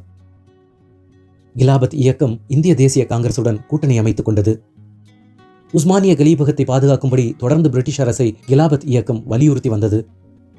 ஒத்துழையாமை இயக்கத்திற்கு இந்திய முஸ்லிம்களின் ஆதரவை திரட்ட காந்தி கிலாபத் இயக்கத்தை பயன்படுத்தி கொண்டார். ஒத்துழையாமை இயக்கத்தை 1920ஆம் ஆண்டு ஆகஸ்ட் மாதம் காந்தி துவக்கினார். அதன் ஒரு கட்டமாகத்தான் தென்னாப்பிரிக்காவில் பணியாற்றிய போது அங்கு காந்தி ஆற்றிய சேவைகளுக்காக கொடுத்திருந்த விருதுகளையும் பதக்கங்களையும் அவர் ஆங்கில அரசுக்கே திருப்பி அனுப்பினார். இந்த செய்தி நாடெங்கும் பரவியது. கல்லூரிகள் மற்றும் பள்ளிகளின் வகுப்பறைகள் காலியாகின. மாணவர்களும் இளைஞர்களும் பெருமளவில் ஆங்கில அரசுக்கு எதிராக ஒத்துழையாமை இயக்கத்தில் பங்கேற்றனர். காங்கிரஸில் இருந்த பல தலைவர்கள் இந்த இயக்கத்தை ஆதரிக்க முன்வராவிட்டாலும் இளைஞர்கள் தேசிய அளவில் இந்த போராட்டத்தில் அதிக அளவில் கலந்து கொண்டு போராடினர். இதனால் காந்தி இந்திய தேசிய காங்கிரஸில் தனிப்பெரும் தலைவராக உருவெடுத்தார். வகுப்புகளை மாணவர்கள் புறக்கணிப்பது, நீதிமன்றங்களை வழக்கறிஞர்கள் புறக்கணிப்பது, அரசு அலுவலகங்களில் பணியாற்றுவோர் அரசின் பணிகளை புறக்கணிப்பது என்று நாடெங்கும் ஒத்துழையாமை இயக்கம் பெருமளவில் வீரியத்துடன் நடக்க துவங்கியது. ஒத்துழையாமை இயக்கம் உச்சத்தில் இருந்த போதே காந்தியால் திடீரென்று திருப்பி பெறப்பெற்றது. பிப்ரவரி 5, 1922 உத்தரப்பிரதேசத்தில் சௌரி ஷௌரா என்ற இடத்தில் விடுதலை இயக்கத்தினருக்கும் காவல்துறையினருக்கும் மோதல்கள் ஏற்பட்டன. காவல்துறையினரின் செயல்பாட்டால் சில விடுதலை இயக்கத்தினர் மரணம் அடைந்தனர். இதனால் கோபம் கொண்ட மற்றவர்கள் காவல் நிலையத்தை தீயிட்டு கொளுத்தினர். இதில் 22 காவல்துறையினர் கொல்லப்பட்டனர். வன்முறை இந்தியாவின் வேறு சில பகுதிகளுக்கும் பரவியது. அறவழியில் நடந்து வந்த இயக்கம் வன்முறை பாதையில் செல்வதைக் கண்ட காந்தி அதிர்ச்சி அடைந்தார். ஒத்துழையாமை இயக்கம் வன்முறை இயக்கமாக மாறுவதை தடுக்க அதனை நிறுத்திக் கொள்வதாக அறிவித்தார். வன்முறை ஓயும் வரை 3 வாரங்கள் உண்ணாநிலை போராட்டம் ஒன்றை நடத்தினார். இதனால் ஒத்துழையாமை இயக்கம் வலுவிழந்து நின்று போனது. ஒத்துழையாமை இயக்கத்தை திரும்ப பெற்றது காங்கிரஸ் உறுப்பினர்களிடையே கடும் அதிருப்தியை ஏற்படுத்தியது. மேலும் இச்செயல் பல தேசியவாத இளைஞர்களை ஆயுத புரட்சி இயக்கங்களில் சேர தூண்டியது. வன்முறையை தடுக்க காந்தி பாடுபட்டாலும் காலனி அரசு அவர் மீது ஆட்சி விரோத எழுத்துக்களை வெளியிட்டார் என்று குற்றம் சாட்டி 6 ஆண்டுகள் சிறையில் அடைத்தது. ஜூலை 31, 1921ஆம் ஆண்டு அந்நிய ஆடைகளை அணிய மாட்டோம் என்னும் முழக்கத்துடன் அந்நியர்களின் ஆடைகளை எரிக்கும் போராட்டம் நாடெங்கும் நடந்தது. பம்பாயில் இந்த போராட்டத்தை தீ மூட்டி காந்தி துவக்கி வைத்தார். இந்த தீ நாடெங்கும் அந்நிய ஆடைகளை இந்தியர்கள் அணிய மறுத்து தீயிட்டு கொளுத்தும் நிகழ்வாக தொடங்கியது. காந்தி கிராமங்கள் தோறும் நகரங்கள் தோறும் பயணம் மேற்கொண்டார். மதுரையில் ஒரு நிகழ்வில் பங்கேற்ற காந்தி அங்கே வறுமையில் வாடிய ஒரு குடும்பம் இருந்த ஆடைகளும் அந்நிய ஆடைகள் என்று எரித்துவிட்டு நின்றதை கண்டு மனம் வெதும்பினார். அடுத்த நாள் காலை அவர் தனது அறையை விட்டு வெளியே வந்தபோது முற்றிலுமாக மாறியிருந்தார்.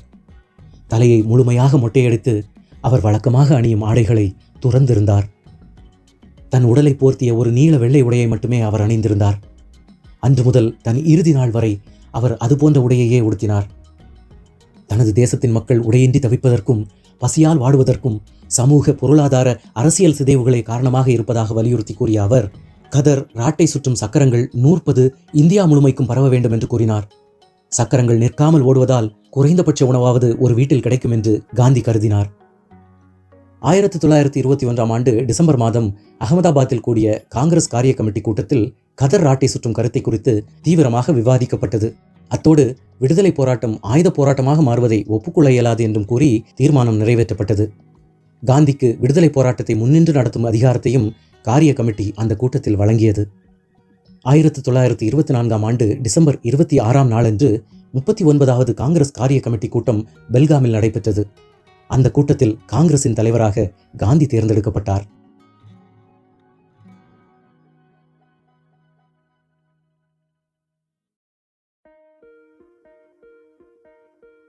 சத்தியாகிரக போராட்டம் நமது வாழ்வின் செயல் வடிவம் என்றும் ஸ்வராஜ் நமது பிறப்புரிமை என்றும் காங்கிரஸ் தலைவராக பொறுப்பேற்ற காந்தி முழங்கினார். கதர் ராட்டை மூலம் நூற்கும் ஒவ்வொரு நூல் கண்டும் நமது தேசத்தின் பொருளாதாரத்தை கட்டியெழுப்பும் ஆயுதம் என்றும் உரையாற்றிய காந்தி அனைவரும் நூற்பதற்கு கற்றுக்கொள்ள வேண்டும் என்று வலியுறுத்தினார். வேற்றுமையில் ஒற்றுமை என்பதே நமது நாட்டின் தனிப்பட்ட அடையாளம் என்று கூறிய காந்தி அனைவரும் ஒன்றுபட்டு வாழ வேண்டும் என்பது நாகரீக மாற்றத்தின் அத்தியாவசியம் என்றார். ஒரு நாடு தன்னுடைய சுய தேவைகளை பூர்த்தி செய்யும் பொருளாதார அமைப்பை கொண்டிருந்தால் மக்களிடையே ஏழை பணக்காரன் என்ற பாகுபாடுகள் ஒழியும் என்று எண்ணிய அவர் கைத்தறி, பருத்தி விளைவிப்பது, விவசாயம் போன்ற கிராமப்புற தொழில்துறைகளின் வளர்ச்சிக்கு குரல் கொடுத்தார். அதோடு அவரே கைத்தறி ஆடைகளை உடுத்திக் கொள்வேன் என்று உறுதி பூண்டார். தலைமையேற்றவுடன் காங்கிரஸில் பல மாற்றங்களை அறிமுகப்படுத்தி இயக்கத்திற்கு புத்துயிர் ஊட்டினார். அறப்போராட்ட வழிமுறைகளையும் சுதேசி போன்ற கொள்கைகளையும் வலியுறுத்தி காங்கிரஸ் இயக்கத்தை இந்தியாவின் மாபெரும் விடுதலை இயக்கமாக்கினார். 1928-29ஆம் ஆண்டுகளில் வெளியான சைமன் குழு அறிக்கை பெரும் ஏமாற்றமாக இருந்தது. இந்தியர்களுக்கு அதிக அளவில் ஆட்சி உரிமைகளை வழங்க பிரிட்டன் தயாராக இல்லை என்பதை சைமன் குழுவின் பரிந்துரைகள் அவர்களுக்கு உணர்த்தின. இதனால் காங்கிரஸ் உட்பட்ட தேசியவாத அமைப்புகளின் போக்கு கடுமையானது. காங்கிரஸ் கட்சிக்குள் சுபாஷ் சந்திர போஸ் தலைமையிலான ஒரு குழு பிரிட்டனிடமிருந்து உடனடியாக முழு விடுதலை அடைவது கட்சியின் குறிக்கோளாக வேண்டும் என்று விரும்பினர். மகாத்மா காந்தி போன்ற தலைவர்கள் உடனடியாக கடுமையான போக்கினை மேற்கொள்ள விரும்பவில்லை. மோதிலால் நேரு போன்ற மிதவாதிகள் ஒட்டுமொத்தமாக பிரிட்டனிடமிருந்து பிளவு வேண்டாம், பிரித்தானிய முடியின் மேற்பார்வையில் மேலாட்சி முறை வேண்டலாம் என கருதினர். 1928ஆம் ஆண்டு நடைபெற்ற காங்கிரஸ் கல்கத்தா மாநாட்டில் இக்கருத்து வேறுபாடு வெளிப்படையாக பூசலாக வெடித்தது. காந்தி மற்றும் நேருவின் ஆதரவாளர்கள் வாக்கெடுப்பில் வெற்றி பெற்றனர். உடனடியாக முழு விடுதலை வேண்டும் என்ற சுபாஷ் சந்திரபோஸின் நிலைப்பாடு ஏற்றுக்கொள்ளப்படவில்லை. எனினும் மேலாட்சி உரிமை போதாது, முழு சுயாட்சி நிலை வேண்டும் என்று காங்கிரஸ் உறுப்பினர்கள் எண்ணத் தொடங்கினர். அக்டோபர் 1929இல் இந்திய வைஸ்ராய் இர்வின் பிரபு லண்டனில் நடைபெற இருந்த வட்டமேசை மாநாட்டில் பங்கு பெறும்படி காந்தி, முகமது அலி ஜின்னா ஆகியோருக்கு அழைப்பு விடுத்தார். ஆனால் வட்டமேசை மாநாட்டில் கருத்து ஒற்றுமை ஏற்படவில்லை. மேலாட்சி குறித்து பேச்சுவார்த்தையை நிகழ்த்த காலனிய அரசு மறுத்ததால் காங்கிரஸில் தேசியவாத குரல்கள் தீவிரமடைந்தன. டிசம்பர் 1929 இறுதியில் லாகூரில் நடைபெற்ற காங்கிரஸ் மாநாட்டில் இது குறித்து விவாதிக்கப்பட்டது. மேலாட்சி போதாதென்றும் பிரித்தானிய பிடியிலிருந்து மீண்டு முழு தன்னாட்சி பெற வேண்டும் என்றும் முடிவு செய்யப்பட்டது.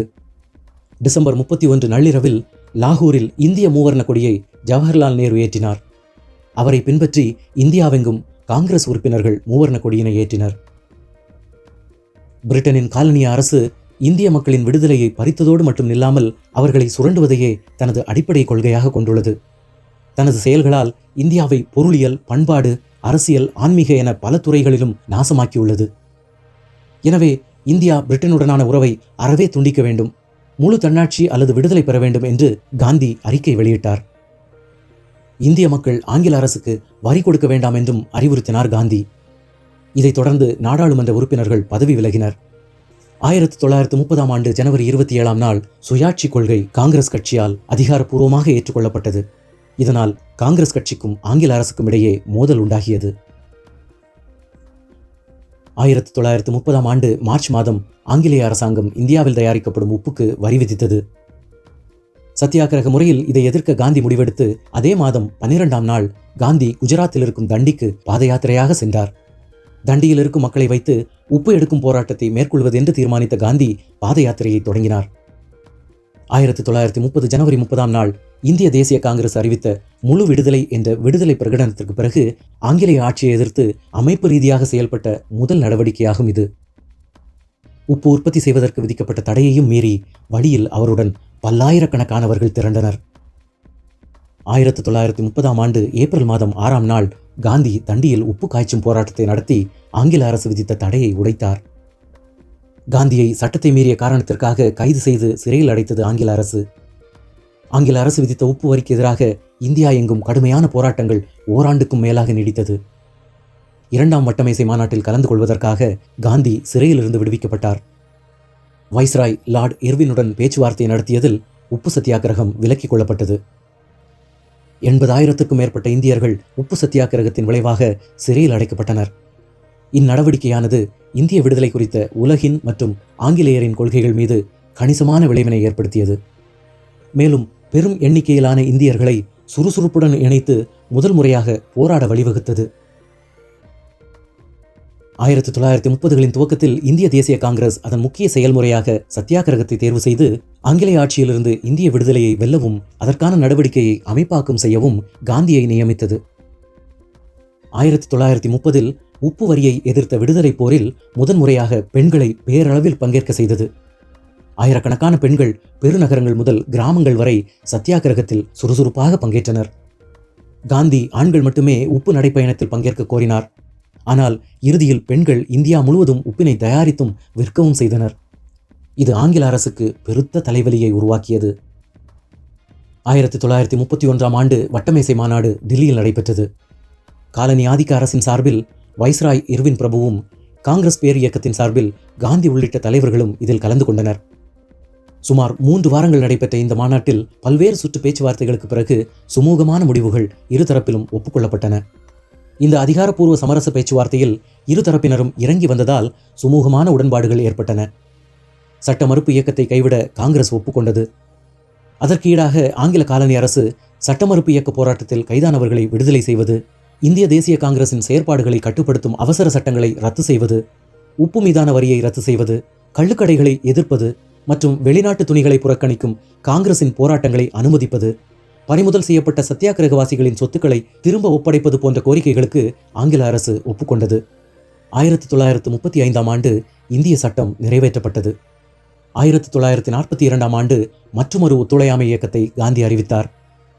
2ஆம் உலகப் போரில் காங்கிரஸ் கடுமையாக எதிர்த்த போதும் ஆங்கில அரசாங்கம் இந்திய சிப்பாய்களை போரில் ஈடுபடுத்தியதை கண்டித்தும் ஆங்கில அரசின் நடவடிக்கைகளை முற்றிலுமாக எதிர்த்தும் ஒத்துழையாமை இயக்கத்தை மீண்டும் காந்தி தொடங்கினார். அதற்கு வெள்ளையனே வெளியேறு என்னும் பெயர் சூட்டப்பட்டது. 1942ஆம் ஆண்டு ஜூலை மாதம் வார்தாவில் கூடிய காங்கிரஸ் செயற்குழு வெள்ளையனே வெளியேறு போராட்டத்தை அங்கீகரித்து தீர்மானம் நிறைவேற்றியது. அதே ஆண்டு ஆகஸ்ட் 8ஆம் நாள் போராட்டத்தை துவக்கி வைத்த காந்தி மாநாட்டில் செய் அல்லது செத்துமடி என்று முழங்கி போராட்டத்தை துவக்கி வைத்தார். அடுத்த நாள் காங்கிரசின் முன்னணி தலைவர்கள் பலரும் கைது செய்யப்பட்டு சிறையில் அடைக்கப்பட்டனர். இந்த போராட்டம் மாபெரும் மக்கள் போராட்டமாக உருவெடுத்தது.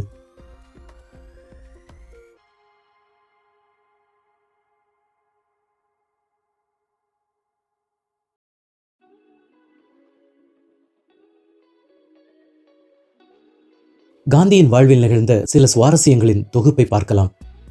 காந்தி தென்னாப்பிரிக்காவில் இருந்தபோது இந்த சம்பவம் நடைபெற்றது. காந்தியின் நெருங்கிய நண்பராக ஜெர்மன் நாட்டைச் சேர்ந்த காலன் பாக் என்பவர் இருந்தார். தென்னாப்பிரிக்காவில் காந்தியின் மீது நேரடியாக பகை கொண்ட பல வெள்ளையர்கள் இருந்தனர். ஒருவேளை காந்தியை அவர் வெளியே செல்லும் போது அவர்கள் தாக்கக்கூடும் என்று காலன் பாக் கருதினார். ஆகவே காந்தி எப்போதெல்லாம் வெளியே செல்கிறாரோ அப்போதெல்லாம் அவரை காலன் பாக் பின்தொடர்ந்தார். ஒரு நாள் காந்தி வெளியே போகும்போது அணிந்து கொள்ள அவரது கோட்டை எடுத்தார். கோட் வழக்கத்தை விட கனமாக இருப்பதாக காந்தி கருதினார். கோட் பாக்கெட்டில் காந்தி கையை நுழைத்த போது அதற்குள் ஒரு துப்பாக்கி இருப்பதைக் கண்டு அதிர்ந்து போனார். அவர் சந்தேகம் காலன்பாக் மீது விளையவே அவர் காலன்பாக்கை அழைத்தார். அவர் வந்ததும் காந்தி அவரை பார்த்து, இந்த கைத்துப்பாக்கியை கோட்டில் வைத்தது ஏன் என்று வினவினார். அதொன்றுமில்லை, உங்களை யாரேனும் கொல்வதற்கோ அல்லது தாக்கவோ வரக்கூடும் என்று நான் சந்தேகிக்கிறேன். அந்த சமயத்தில் இந்த துப்பாக்கி உங்களை அவர்களிடமிருந்து பாதுகாக்கும் என்று காலன்பாக் காந்திக்கு சமாதானம் கூறினார். என்னை நீங்கள் பாதுகாக்க விரும்புகின்றீர்களா என்று காந்தி காலன்பாக்கிடம் கேட்டார். ஆம் என்று பதிலளித்த காலன்பாக் அதனால்தான் காந்தியை எப்போதும் பின்தொடர்வதாக கூறினார். காந்தி சிறிது நேரம் யோசித்துவிட்டு காலன்பாக்கை பார்த்து, என்னை காக்க வேண்டிய கடவுளிடமிருந்து நீங்கள் அந்த பொறுப்பையும் அதிகாரத்தையும் பறித்துக் கொண்டிருக்கின்றீர்கள். ஆக நீங்கள் இருக்கும் வரை நான் கவலைப்பட வேண்டியதில்லை, அப்படித்தானே என்று கேட்டார். காலன்பாக் என்ன சொல்வதென்று தெரியாமல் தவித்தார். அவரது தோளை பற்றி கொண்ட காந்தி, பகவானிடம் எனக்குள்ள பக்தியையும் நம்பிக்கையையும் இது அவமதிப்பது போன்றது. என்னை காப்பாற்ற வேண்டிய பொறுப்பு பகவானுடையது. அவர் ஒருவருக்கே அந்த பொறுப்பு உள்ளது. நீங்கள் அந்த பொறுப்பை அவரிடமிருந்து பறிக்காமல் அவரிடமே கொடுத்து விடுங்கள். இந்த கைத்துப்பாக்கி செய்ய வேண்டியதை பகவான் செய்து விடுவார். ஆகையால் இந்த துப்பாக்கி எனக்கு வேண்டாம். இதை நீங்களும் பயன்படுத்தாமல் இருப்பதே நலம் என்றார். காலன்பாக் தனது ஆர்வக்கோளாறை எண்ணி மிகவும் வருந்தினார். பின்னர் காந்தியிடமிருந்து அந்த கைத்துப்பாக்கியை திரும்ப பெற்றுக்கொண்டார். காந்தியின் கடவுள் பக்தியும் மற்றவர்கள் வன்முறையை கையில் எடுக்காமல் காப்பாற்றும் யுக்தியும் இந்த செயலால் நமக்கு விளங்கும். 1894ஆம் ஆண்டு காந்தி நேட்டால் இந்திய காங்கிரஸை தென்னாப்பிரிக்காவில் தொடங்கினார். தென்னாப்பிரிக்க இந்தியர்களுக்கு அடிப்படை உரிமைகளை பெற்றுத் தருவதற்காகவே இந்த அமைப்பு உருவாக்கப்பட்டது. இந்த அமைப்பை காந்தி தொடங்கியதை சகிக்க முடியாத இனவாத வெள்ளையர்கள் காந்தியை எப்படியாவது அழித்துவிட வேண்டும் என்று எண்ணினார்கள். தென்னாப்பிரிக்காவில் வாழும் இந்தியர்கள் பலரும் இந்த அமைப்பில் சேர்ந்தனர். ஆங்கில அரசுக்கு எதிராக தீவிரமாக இந்த அமைப்பு போராடியது. இந்த அமைப்பை எப்படியும் முடக்கிவிட ஆங்கில அரசாங்கம் தீவிரமாக யோசித்து வந்தது. ஒரு நாள் காந்தி தனது நண்பர் ரஸ்தம்ஜியை பார்ப்பதற்காக அவரது வீட்டிற்கு சென்று கொண்டிருந்தார். அவரை வழியில் கண்ட தென்னாப்பிரிக்க இனவாத குழுவினர் பொதுமக்களுடன் சேர்ந்து கொண்டு அவரை வழிமறித்தனர். அவரிடம் வாக்குவாதத்தில் ஈடுபட்டவர்கள் ஒரு கட்டத்தில் அவரை சரமாரியாக தாக்கினார்கள். காந்தி கடுமையாக தாக்கப்பட்டு அவருக்கு உடலெங்கும் காயம் உண்டானது. ரத்தம் சொட்ட அவர் நின்று கொண்டிருந்தார். ஆனாலும் தாக்குதலை அவர்கள் நிறுத்தவில்லை. அந்த நேரத்தில் அவளியே போலீஸ் சூப்பரிண்டென்டன்ட் மனைவி சென்று கொண்டிருந்தார். அவர் காந்தியை பொதுமக்கள் சேர்ந்து தாக்குவதை பார்த்து தனது வாகனத்தில் இருந்து இறங்கி வந்து அவர்களை தடுத்தார். காந்திக்கு முன்பாக தனது குடையை விரித்து பிடித்துக் கொண்ட அந்த பெண்மணி காந்தியை மேலும் அவர்கள் தாக்காதவாறு பாதுகாப்புடன் ரஸ்தம்ஜி வீட்டுக்கு அழைத்து சென்று விட்டுவிட்டு இல்லம் திரும்பினார்.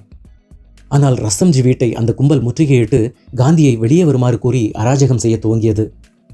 விஷயம் போலீஸ் சூப்பரிண்டென்டன்ட் அலெக்சாண்டரை எட்டியது. ஏற்கனவே இது குறித்து அவரது மனைவி கூறியிருக்க அவர் பதட்டத்துடன் அவ்விடம் வந்தார். கலவரக்காரர்கள் அவருடன் வாக்குவாதத்தில் ஈடுபட்டனர். காந்தியை பாதுகாப்பாக போலீஸ் நிலையத்திற்கு கொண்டு சென்றுவிட யோசித்த அலெக்சாண்டர் 2 பேரை ரகசியமாக வீட்டிற்குள் அனுப்பி காந்தியை பத்திரமாக காவல் நிலையத்திற்கு அழைத்து சென்று விடுமாறு கூறினார். ஆனால் அந்த பணியாளர்களின் கோரிக்கையை காந்தி ஏற்றுக்கொள்ளவில்லை. நேரம் செல்ல செல்ல வன்முறையை அரங்கேற்ற அந்த கும்பல் முடிவெடுத்து ரஸ்தம்ஜி வீட்டை தாக்கத் துவங்கியது. காந்தி மிகவும் மனம் வருந்தினார். தன்னால் தனது நண்பருக்கும் அவரது குடும்பத்திற்கும் குந்தகம் ஏற்படுவதை அவர் விரும்பவில்லை. ஆகவே மாறுவேடம் அணிந்து வீட்டின் பின்வாயில் வழியாக அவர் வெளியேறினார். சிறிது நேரம் சென்றதும் அலெக்சாண்டரின் பணியாளர்கள் இருவரும் வீட்டிலிருந்து வெளியேறி ரகசியமாக அவரிடம் காந்தி தப்பி சென்று விட்டதை தெரிவித்தனர். அதன்பின் அலெக்சாண்டர் போராட்டக்காரர்களை நோக்கி, உண்மையில் காந்தி வீட்டிற்குள் இருந்தால் அவரை அவர்கள் முன் கொண்டு வந்து நிறுத்துவதாகவும், அப்படி இல்லை என்றால் அவர்கள் அனைவரும் உடனடியாக அந்த இடம் விட்டு கலைந்து செல்ல வேண்டும் என்றும் கூறினார்.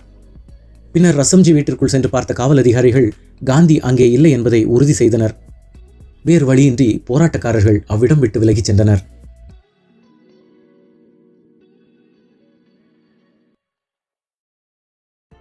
தென்னாப்பிரிக்காவில் டிரான்ஸ்வால் என்னுமிடத்தில் இந்தியர்கள் அதிகமாக வசித்து வந்தனர். இந்தியர்களுக்கு அடிப்படை உரிமைகளை வழங்கினால் ஆங்கிலேயர்களின் வலு குறைந்துவிடும் என்று அரசாங்கம் கருதியது. ஆகவே இந்தியர்களுக்கு ஏற்கனவே வழங்கப்பட்டு வந்த சலுகைகளை பறிக்கும் விதமாகவும் அவர்களது வாக்குரிமையை ரத்து செய்யும் புதிய சட்டத்தை ஆங்கில அரசாங்கம் நடைமுறைப்படுத்தியது. காந்தி அந்த சட்டத்தை கடுமையாக எதிர்த்தார். ஆங்கில அரசாங்கம் கொண்டு வந்துள்ள அந்த சட்டம் இந்தியர்களின் தொண்டைக்குழிக்குள் அடிக்கப்பட்ட ஆணி என்று முழங்கினார். ஆங்கில அரசின் புதிய சட்டத்தை கருப்பு சட்டம் என்று இந்தியர்கள் அழைக்க வேண்டும் என்று காந்தி கேட்டுக்கொண்டார். நாடு முழுவதும் வாழ்ந்த தென்னாப்பிரிக்க இந்தியர்கள் அந்த சட்டத்திற்கு எதிராக காந்தியின் தலைமையில் போராட்டம் நடத்தினார்கள். டிரான்ஸ்வால் மாகாணத்தில் வாழ்ந்த இந்தியர்கள் அனைவரும் எம்பயர் நாடக மன்றத்தில் ஒன்று கூடினார்கள். சுமார் 3000க்கும் மேற்பட்ட இந்தியர்கள் அந்த இடத்தில் ஒன்று கூடி கருப்பு சட்டத்திற்கு எதிராக அமைதியான முறையில் தங்கள் எதிர்ப்பை காட்டினார்கள். கூட்டத்திற்கு ஜனாப் அப்துல் கனி தலைமை தாங்கினார். கருப்பு சட்டத்திற்கு ஆதரவு தரப்போவதில்லை என்றும் அதை மீறுவதால் ஏற்படும் இன்னல்களை பொறுமையுடன் சகித்துக் கொள்ள வேண்டும் என்றும் அவர் கூட்டத்தை கேட்டுக்கொண்டார். அடுத்து காந்தி பேச துவங்கினார். இங்கே நிறைவேற்றப்பட்டுள்ள தீர்மானம் மிகவும் முக்கியமானது. இந்த சட்டத்தை நடைமுறைப்படுத்தினால் ஏற்படும் பின்விளைவு எதிர்காலத்தில் நம் தலைமுறைக்கு எந்த ஒரு உரிமையும் இல்லாததாக செய்துவிடும். ஆகவே இந்த சட்டத்தை ஏற்பதில்லை என்றும் அதனால் ஏற்படும் துன்பங்களை இறைவனின் சாட்சியாக உறுதியுடன் எதிர்கொண்டு பொறுத்துக் கொள்வோம் என்றும் நாம் கடவுளின் சாட்சியாக உறுதிமொழி ஏற்க வேண்டும் என்று கூறினார். கூட்டத்தில் இருந்த அனைவரும் எழுந்து நின்று ஒரே குரலில் கடவுளின் மீது ஆணையாக இந்த சட்டத்தை ஏற்பதில்லை என்றும் அந்த சட்டத்தை எதிர்ப்பதால் வரும் துன்பங்களை பொறுமையோடு சகித்துக் கொள்வதாக இறைவன் பெயரால் உறுதி ஏற்பதாகவும் உரக்க கூறி உறுதிமொழியேற்றனர். இந்த சட்டத்தை எதிர்த்து இந்தியர்கள் எடுத்துக்கொண்ட உறுதிமொழியையும் அதன் இயக்கத்தையும் பத்திரிகைகள் சாத்வீக சட்ட மறுப்பு இயக்கம் என்று எழுதின. உலகம் இதுநாள் வரை காணாத புது எழுச்சியை தென்னாப்பிரிக்க இந்தியர்கள் தங்கள் உறுதியான நிலைப்பாட்டால் அஹிம்சை முறையில் செய்து காட்டினார்கள். இந்த இயக்கத்திற்கு சதாகிரகம் என்று மதன்லால் காந்தி பெயர் ஒன்றை சூட்டினார். காந்தி அதில் சிறிய மாற்றம் செய்து சத்தியாகிரகம் என்று மாற்றினார். நவீன உலகத்தின் புதிய ஆயுதமாக சத்தியாகிரகம் மாறியது. ஆயுதங்களால் சாதிக்க முடியாத வெற்றிகளை சத்தியாகிரகம் மெதுவாக செய்ய துவங்கியது. தென்னாப்பிரிக்காவில் இருந்தபோது கஸ்தூரிபாய்க்கு உடல் நலம் இல்லாமல் போனதால் அவருக்கு அறுவை சிகிச்சை ஒன்று மேற்கொள்ளப்பட்டது. அறுவை சிகிச்சைக்கு பிறகு அவருக்கு இரத்தப்போக்கு குறைந்தது. ஆனால் சில நாட்களில் மீண்டும் அவருக்கு இரத்தப்போக்கு அதிகரித்தது. அதனால் அவர் மிகவும் பலவீனமடைந்தார். அப்போது காந்தி கஸ்தூரிபாய் உப்பு மற்றும் மசாலா பொருட்களை தவிர்த்த உணவை சாப்பிடுமாறு அறிவுறுத்தினார். கஸ்தூரிபாய்க்கு இந்த யோசனையில் சிறிதும் உடன்பாடு இல்லை. ஆனால் காந்தி தொடர்ந்து கஸ்தூரிபாயை பத்திய உணவு முறையை கடைபிடிக்க வற்புறுத்தினார்.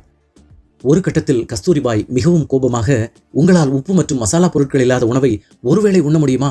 என் மீது எதற்காக இந்த கட்டுப்பாடுகள் சுமத்துகின்றீர்கள் என்று கேட்டார். காந்தி கஸ்தூரிபாயை கனிவுடன் பார்த்தார். பின்னர் கஸ்தூரிபாய் மீதுள்ள தனது அன்பை வெளிப்படுத்த இந்த சந்தர்ப்பத்தை பயன்படுத்திக் கொள்ள காந்தி தீர்மானித்துக் கொண்டார். கஸ்தூரிபாயை கனிவோடு பார்த்து அமைதியாக பேசினார் காந்தி. கஸ்தூரிபாய், எனது உடம்புக்கு ஒன்றுமில்லை. ஆனாலும் ஒருவேளை மருத்துவர் நான் நன்றாக வாழ வேண்டுமென்றால் உப்பையும் மசாலாவையும் விட்டுவிடுங்கள் என்று கூறுவார்களே, ஆனால் நான் உறுதியாக அவற்றை விட்டுவிடுவேன். இப்போதும் உனக்கு ஏற்படும் மனக்குறையை பகிர்ந்து கொள்ளும் விதமாக இன்று முதல் 1 வருடத்திற்கு நான் உப்பையும் மசாலா பொருட்களையும் மொத்தமாக தவிர்த்து நீ சாப்பிடும் அதே பத்திய உணவை நானும் உட்கொள்கிறேன். இதனால் உனக்கு மன ரீதியில் நம்பிக்கை ஏற்படும் என்று கூறினார். காந்தியின் இந்த வார்த்தை கஸ்தூரிபாயை உலுக்கியது. அவர் காந்தியிடம் மன்னிப்பு கேட்டார். அதோடு அவர் பத்திய உணவை உட்கொள்ள வேண்டாம் என்றும் கூறினார். ஆனால் காந்தி தான் கூறிய வாக்கை நிறைவேற்றும் பொருட்டு உப்பையும் மசாலா பொருட்களையும் கஸ்தூரிபாய்க்காக மொத்தமாக 1 வருடம் தவிர்த்தார். கஸ்தூரிபாயும் பத்திய உணவை உட்கொண்டார். சில நாட்களிலேயே கஸ்தூரிபாயின் உடல் நலம் பெற்றது. சத்தியாகிரக போராட்டம் உச்சத்தில் இருந்தபோது தென்னாப்பிரிக்காவில் வசிக்கும் இந்திய பெண்கள் சிலர் அவர்களும் போராட்டத்தில் கலந்து கொள்ள விருப்பம் தெரிவித்து காந்தியை வந்து சந்தித்தார்கள். காந்தி அவர்களிடம் அந்த அறப்போரை குறித்து விளக்கிக் கொண்டிருந்தார். அவர் அந்த பெண்களிடம் கூறுவதையெல்லாம் வீட்டிற்குள் இருந்த கஸ்தூரிபாயும் கவனமாக கேட்டார். அந்த பெண்கள் சென்ற பிறகு கஸ்தூரிபாய் காந்தியிடம் வந்தார். சத்தியாகிரக போராட்டத்தில் நான் பங்கேற்க தகுதி இல்லையா? இல்லை, அதற்கு எனக்கு வலுவில்லாமல் போய்விட்டதாக நீங்கள் கருதுகின்றீர்களா என்று காந்தியிடம் கேட்டார் கஸ்தூரிபாய். கஸ்தூரிபாயின் படபடப்பை பார்த்த காந்தி கஸ்தூரிபாயை முதலில் அமைதிப்படுத்தினார். பின்னர் கஸ்தூரிபாயிடம் அமைதியாக பேசினார் காந்தி. நீ போராட்டத்தில் பங்கேற்க வேண்டும் என்று உன்னை வற்புறுத்தவோ உத்தரவிடவோ எனக்கு விருப்பமும் உரிமையும் இல்லை. நீயும் சத்தியாகிரக போராட்டத்தில் பங்கேற்றால் எனக்கு மிகவும் மகிழ்ச்சியே. அந்த பெண்களிடம் கூறியது போல போராட்டத்தில் பங்கேற்று சிறை செல்ல வேண்டும் என்றும் அங்கு பல்வேறு இன்னல்களை சந்திக்க நேரிடும் என்றும் நான் கூறினால் நீயும் அதை ஏற்று சிறை செல்வாய். ஆனால் உன்னை நான் தவறாக வழிநடத்தியதாகவும் உன்னை சிறைக்கு அனுப்பியதாகவும் பொறுப்பற்ற தந்தையாகவும் கணவனாகவும் நான் நடந்து கொண்டதாகவும் அல்லவா உலகம் என்னை பழி பேசும். அவ்வாறு உனக்கு கட்டளையிட எனக்கு தயக்கம் இருந்தது.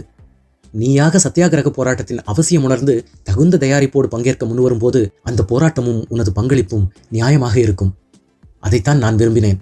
மற்றபடி உன்னை நான் குறைத்து மதிப்பிடவில்லை என்று உண்மையை விளக்கினார் காந்தி. கஸ்தூரிபாய் புலங்காகிதமடைந்தார். அவருக்கு உணர்ச்சியை கட்டுப்படுத்திக் கொள்ள முடியவில்லை. எவ்வளவு தூரம் தன்னை காந்தி நேசித்து உரிமை கொடுத்துள்ளார் என்று அவர் எண்ணி பெருமிதமடைந்தார். தான் இந்த போராட்டத்தில் மிகுந்த மகிழ்வுடன் பங்கேற்க விரும்புவதாகவும் அதனால் ஏற்படும் வேதனைகளை நான் தாங்கிக் கொள்வேன் என்றும் கூறிய கஸ்தூரிபாய் பிள்ளைகளும் அந்த வேதனைகளை பொறுத்துக்கொள்ள கற்றுக்கொண்டார்கள் என்றும் கூறினார். அதன்பின் சத்தியாகிரக போராட்டத்தில் தீரமுடன் கலந்து கொண்ட கஸ்தூரிபாய் பல்வேறு முறை சிறை சென்றார். 6 ஆண்டு கால போராட்டத்தில் கஸ்தூரிபாயும் மற்ற பெண்களும் பலமுறை சிறைவாசம் அனுபவித்தார்கள். காந்தியடிகளுடன் போராட்ட களத்தில் கஸ்தூரிபாயும் பங்கேற்று தென்னாப்பிரிக்க இந்தியர்களுக்காக போராடினார். பின்னாளில் இந்திய சுதந்திர போராட்டங்களிலும் கஸ்தூரிபாய் கலந்து கொள்ள இந்த சம்பவம் பெரிதும் உந்து சக்தியாக இருந்தது.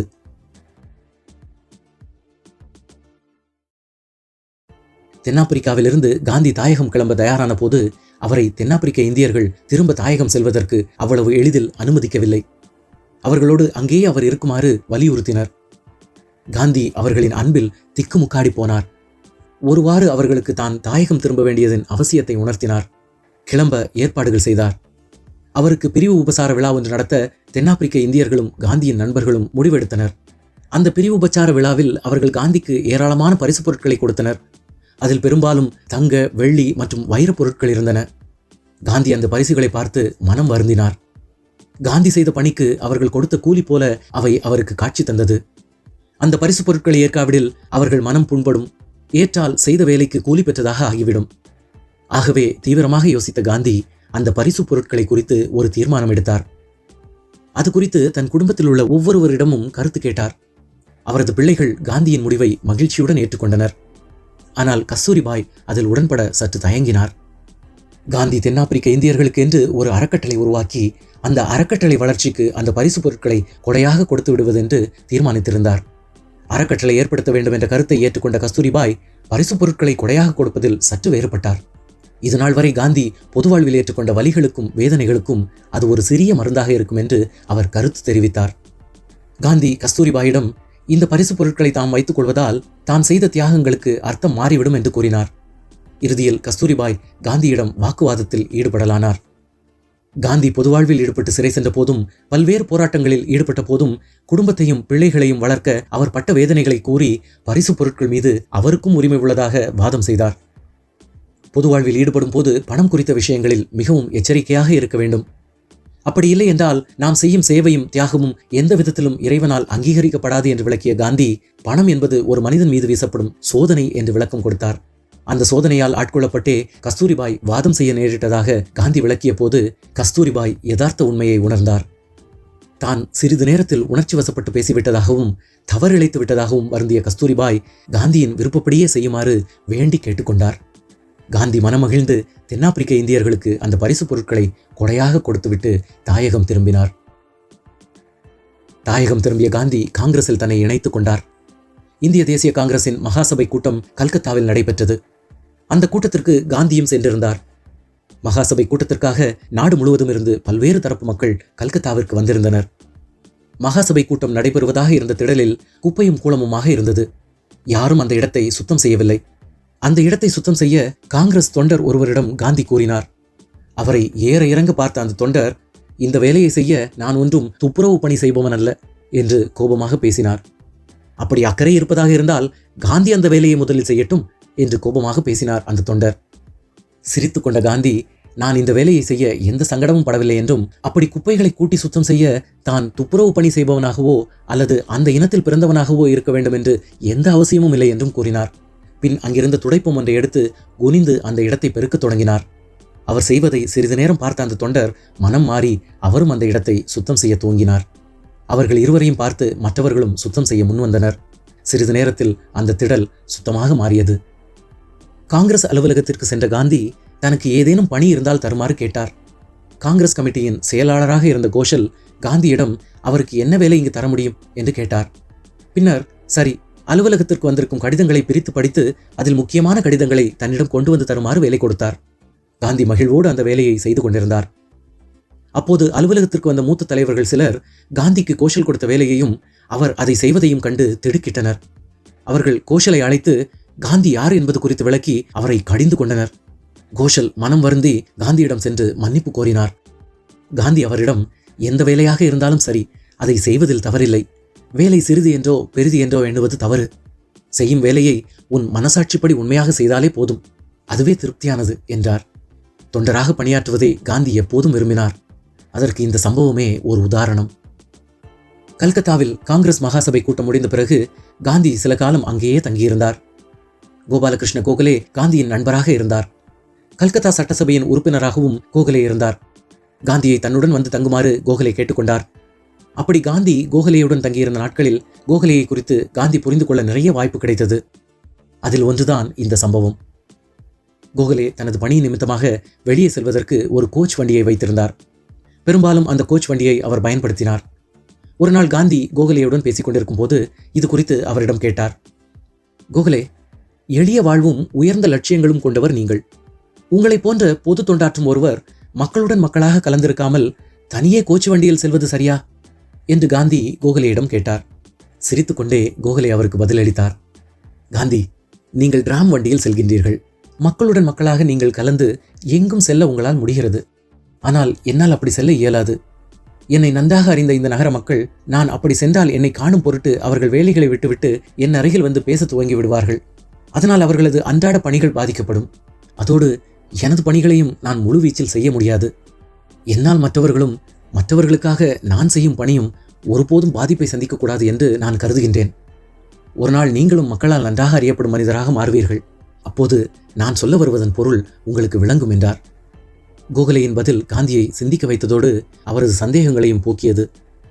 சில நாட்களுக்கு பிறகு காந்தி மீண்டும் தன் சொந்த ஊருக்கு கிளம்ப தயாரான போது கோகலே காந்தியை வழியனுப்ப ரயில் நிலையத்திற்கு வந்திருந்தார். காந்தி செல்லும் ரயில் கிளம்பும் வரை அவரோடு இருந்து அவரை வழியனுப்பிய பின்னரே கோகலே தன் வீட்டிற்கு கிளம்பினார். கோகலேயின் எளிமையும் அவரது பண்பாடும் காந்தியை பெரிதும் கவர்ந்தது. 1914 வருடம் ஜூலை மாதம் காந்திஜி கஸ்தூரிபாயுடன் தாயகம் திரும்ப கப்பலேறினார். இங்கிலாந்து சென்று கோபாலகிருஷ்ண கோகலேயை சந்தித்த பிறகே காந்திஜி இந்தியா வந்தார். காந்திஜி பம்பாய் துறைமுகத்தில் வந்து இறங்கிய போது அவரை தாயக மக்கள் வாழ்த்தி வரவேற்றார்கள். தென்னாப்பிரிக்காவில் காந்திஜி நடத்திய சத்தியாகிரக போராட்டம் பற்றியும் அவருக்கு கிடைத்த வெற்றியை பற்றியும் செய்திகள் மக்களிடையே பரவி இருந்தன. எனவே அவரை காணும் ஆவலில் மக்கள் பெரும் கூட்டமாக வந்தார்கள். நகரங்களில் பல வரவேற்பு விழாக்களும் கூட்டங்களும் ஏற்பாடு செய்யப்பட்டிருந்தன. அக்காலத்தில் பம்பாயில் வசித்து வந்த ஜஹாங்கீர் பெடிட் என்பவர் கோடீஸ்வரர். பார்சி வகுப்பை சேர்ந்த அந்த செல்வந்தர் தமது மாளிகையில் காந்திஜிக்கு விருந்தளித்தார். ஒளிமயமாக விளங்கிய இந்த மாளிகையின் பிரம்மாண்டத்தையும் செல்வ செழிப்பையும் கண்டு காந்திஜி வியந்தார். விருந்தில் கலந்து கொள்ள பம்பாய் நகரத்தின் பிரமுகர்கள் பலர் வந்தார்கள். ஆனால் காந்தியோ பழமையான கத்தியவார் பாணியில் வேட்டி அணிந்து நீண்ட அங்கியும் தலைப்பாகையும் தரித்திருந்தார். நாகரிக மனிதர்களுக்கு நடுவே பேசி பழக மிகவும் தயக்கமாக இருந்தது காந்திக்கு. அந்த விருந்துக்கு வந்திருந்த சர் ஃபெரோஷிஷா மேத்தாவின் அன்பை காந்தி பெற்றார். பின்பு குஜராத்திகளின் சங்கம் காந்திக்கு ஒரு விருந்து அளித்து கௌரவித்தது. குஜராத் மாகாணத்தை சேர்ந்த பலர் இதில் கலந்து கொண்டார்கள். காந்தியை பேச அழைத்தார்கள். அது குஜராத்தியர் சங்கம். வந்திருப்பவர்களில் பெரும்பாலோர் குஜராத்தியர். ஆகையால் நான் குஜராத்தியில் பேசவே விரும்புகிறேன். தாய்மொழியை நாமே புறக்கணிக்கலாமா என்று கேட்டுவிட்டு தாய்மொழியான குஜராத்தியிலேயே பேசினார். ஆங்கிலத்தில் பேசுவதே கௌரவமானது என்று எண்ணியிருந்த பலருடைய எண்ணத்தை மாற்றி தாய்மொழி பற்றை விதைத்தார். கோடீஸ்வரர் ஜஹாங்கீர் பெடிட் காந்தியின் தாய்மொழி பற்றை கண்டு மகிழ்ந்தார். பீகார் மாகாணத்தில் சம்பரான் என்ற ஒரு ஜில்லாவில் அவுரி தோட்டங்கள் நிறைந்திருந்தன. ஒவ்வொரு தோட்ட குடியானவனும் தீன்கதியா என்ற கட்டாய அவுரி பயிர் செய்ய வேண்டும் என்று தோட்ட முதலாளிகள் கூறினார்கள். தங்களுக்கு இழைக்கப்படும் கொடுமைகளுக்கெல்லாம் ஒரு முடிவு கட்ட வேண்டும் என்று குடியானவர்கள் நினைத்தார்கள். அவர்களுடைய பிரதிநிதியாக ராஜ்குமார் சுக்லா என்பவர் காந்தியை சந்தித்தார். சம்பரானில் நடப்பதையெல்லாம் அவர் காந்தியிடம் விளக்கி கூறினார். சம்பரான் குடியானவர்களின் குறைகளை விசாரிக்க தாம் அங்கே வருவதாக காந்தி கூறி சுக்லாவை சம்பரானுக்கு அனுப்பி வைத்தார். பின்பு கல்கத்தாவுக்கு செல்லும் போது சம்பரானுக்கு சென்றார். அங்கு சென்றதும் தோட்ட முதலாளிகளையும் அரசாங்க அதிகாரிகளையும் சந்தித்து பேசினார். அவரை விசாரித்த அதிகாரிகளிடம் தாம் தோட்ட குடியானவர்களின் நிலை பற்றி விசாரிக்க வந்ததாக கூறினார். இதை கேட்ட தோட்ட முதலாளிகள் கோபமடைந்தார்கள். காந்தி இவ்விஷயத்தில் தலையிட வேண்டாம் என்றும் எச்சரித்தார்கள். அரசாங்க அதிகாரியான கமிஷனரோ காந்தியை நேரடியாகவே மிரட்டினார். இவ்வூரின் எல்லையை விட்டு போய்விடுங்கள், வெளியேறவில்லை என்றால் என்ன நடக்கும் என்று கூற முடியாது என்றார். திடமனதும் உறுதியான கொள்கையும் கொண்ட காந்தி இதையெல்லாம் பற்றி சிறிதும் கவலை கொள்ளவில்லை. அச்சமயத்தில் மோத்திஹாரியின் அருகில் இருந்த ஒரு சிற்றூரில் அவுரி தோட்ட தொழிலாளி ஒருவன் துன்புறுத்தப்பட்ட செய்தி கிடைத்தது. உடனே அவ்விடத்துக்கு செல்ல காந்தி முயன்றார். காந்தி ஒரு யானை மீது அமர்ந்து பயணம் செய்தார். சிறிது தொலைவு சென்றதும் காவல்துறையை சார்ந்த ஒருவர் காந்தியிடம், ஐயா, தங்களுக்கு காவல்துறை அதிகாரி வந்தனம் தெரிவிக்க சொன்னார் என்றார். இதற்கு என்ன பொருள் என்று காந்திக்கு புரிந்தது. காந்தி அந்த காவல்துறை சேவகனுடன் அவருடைய வண்டியில் பயணம் செய்தார். வண்டி சிறிது தூரம் சென்றதும் இன்னும் ஒருவன் வண்டியை நிறுத்தி கடிதத்தை கொடுத்தான். இவ்வூரை விட்டு உடனே வெளியேற வேண்டும் என்ற உத்தரவு அதில் இருந்தது. அச்சம் என்பதே அறியாத காந்தி அக்கடிதத்திலே கையெழுத்திட்டார். அதோடு விசாரணை முடியும் வரை இவ்வூரை விட்டு வெளியேற மாட்டேன் என்றும் எழுதி அனுப்பினார். திட்டமிட்டபடி பயணத்தை தொடர்ந்த காந்தி மோத்திஹாரிக்கு வந்து சேர்ந்தார். அவர் அவ்வூரை அடைவதற்கு முன்பே அவரை பற்றிய செய்திகள் அங்கே வந்திருந்தன. ஊர் மக்கள் அனைவரும் கூடி அவரை வரவேற்றார்கள். வெள்ளையரின் உத்தரவுக்கு அடிபணியாமல் வருபவரை அம்மக்கள் காண்பது இது முதல் முறை. இச்செய்தி சம்பரானில் மட்டுமல்ல, இந்திய நாடு முழுவதும் பரவியது. வெள்ளையரின் அதிகாரத்துக்கு பணிய மறுத்த முதல் இந்தியர் காந்தி என்ற புகழ் பரவியது.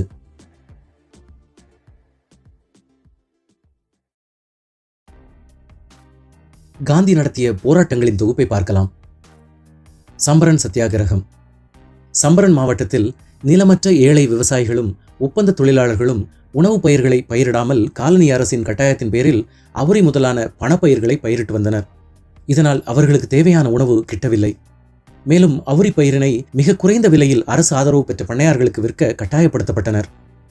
1910களில் இம்மாவட்டத்தில் பஞ்சம் ஏற்படும் நிலை உருவானது. விவசாயிகளின் துன்பங்களை பொருட்படுத்தாத காலனிய அரசு அவர்கள் விற்கும் அவுரி மீது புதிய வரி ஒன்றை விதித்தது. அடிக்கடி அவ்வரி விகிதத்தை அதிகரித்தும் வந்தது. இதனால் 1910களில் ஆங்காங்கே அரசுக்கு எதிராக கலகங்கள் மூண்டு வந்தன. 1917இல் சம்பரன் விவசாயிகளின் நிலை காந்தியின் கவனத்திற்கு கொண்டு செல்லப்பட்டது. பிரஜகிஷோர் பிரசாந்த், ராஜேந்திர பிரசாத், அனுகிர நாராயணன் சின்ஹா போன்ற வழக்கறிஞர்களுடன் சம்பரன் வந்த காந்தி சம்பரன் போராட்டத்தை வரிகுடா இயக்கமாக மாற்றி அமைத்தார். இது தேசியவாத விடுதலை போராட்டம் இல்லை என்பதால் இந்திய தேசிய காங்கிரஸ் இதில் தலையிடாமல் காந்தி தடுத்து நிறுத்தினார். சம்பரனில் ஆசிரமம் ஒன்றை நிறுவிய காந்தி அப்பகுதியில் இருந்த கிராமங்களுக்கும் ஊர்களுக்கும் சென்று மக்களின் குறைகளை விரிவாக கேட்டறிந்து ஆவணப்படுத்தினார். அப்பகுதி மக்களை அரசுக்கு வரி கொடாமல் அறவழியில் தங்கள் எதிர்ப்பை காட்டுமாறு ஊக்குவித்தார். மேலும் அவ்வூர்களை சுத்தப்படுத்துதல் போன்ற பணிகளிலும் காந்தியின் ஆதரவாளர்கள் ஈடுபட்டனர். இதனால் அவர்கள் மீது நம்பிக்கை கொண்ட சம்பரன் மக்கள் காந்தியின் வழிகாட்டுதலின்படி வரி கொடுக்க மறுத்தனர். மக்களிடையே கலகத்தை தூண்டினார் என்ற குற்றம் சாட்டிய அரசு காந்தியினை சிறையில் அடைத்தது. ஆனால் வரிகுடா போராட்டம் மேலும் வலுவடைந்ததால் அவர் விடுவிக்கப்பட்டார். போராட்டக்காரர்களின் வேண்டுகோளை ஏற்றுக்கொண்ட பண்ணையார்கள் அவர்களுடன் உடன்படிக்கை செய்து கொண்டனர். அதன்படி பஞ்சகாலம் முடியும் வரை வரி வசூலும் வரி விகித உயர்வும் நிறுத்தி வைக்கப்பட்டன. அவுரி பயிரிடுவோருக்கு அதிக விலையும் வழங்குவதாக ஒப்புக்கொள்ளப்பட்டது. இப்போராட்டத்தின் போதுதான் காந்தி முதலில் பாபு என்றும் மகாத்மா என்றும் அழைக்கப்பட்டார். மகாத்மா என்னும் பெயரை காந்திக்கு ரவீந்திரநாத் தாகூர் அளித்தார். கேடா சத்தியாகிரகம். இதே காலகட்டத்தில் குஜராத் மாநிலத்தின் கேடா மாவட்டத்தில் கடும் பஞ்சம் ஏற்பட்டது. அங்குள்ள விவசாயிகள் நில உரிமையாளர்களாக இருந்தாலும் பஞ்சத்தினால் ஏற்பட்ட பயிர் இழப்பினை அவர்களால் தாங்கிக் கொள்ள இயலவில்லை. மும்பை மாகாண பிரித்தானிய அரசு வரி தள்ளுபடி வேண்டிய அவர்களது கோரிக்கையை ஏற்க மறுத்து அவ்வாண்டு முழு வரியினையும் கட்ட வேண்டும் என்று கட்டாயப்படுத்தியது. மேலும் அந்த ஆண்டே வரியினை 23 விழுக்காடு உயர்த்தியது. இங்கும் காந்தியின் தலைமையில் ஒரு வரிகொடா போராட்டம் வெடித்தது. இப்போராட்டத்தில் காந்தி நேரடியாக ஈடுபடவில்லை. அவரது வழிகாட்டுதலின்படி வல்லபாய் பட்டேல், நரஹரி பாரிக், மோகன்லால் பாண்டியா, ரவிசங்கர் வியாஸ் போன்ற தலைவர்கள் கேடா முழுவதும் சுற்றுப்பயணம் செய்து விவசாயிகளை ஒன்று திரட்டினர். கேடா விவசாயிகளுக்கு ஆதரவாக குஜராத்தின் பிற பகுதிகளிலிருந்து வந்த தன்னார்வலர்கள் போராட்டங்களில் கலந்து கொண்டனர். அவ்வாண்டுக்கான வரியினை கட்டாத விவசாயிகளின் நிலங்களை அரசு கையகப்படுத்தியது. ஆனால் தளர்வடையாத விவசாயிகளின் போராட்டம் மேலும் தீவிரமடைந்தது. இறுதியில் அரசு இணங்கியது. அவ்வாண்டுக்குரிய மற்றும் அதற்கு அடுத்த ஆண்டுக்கான வரி தள்ளுபடி செய்யப்பட்டது. வரி விகித உயர்வும் திருப்பி பெறப்பட்டது.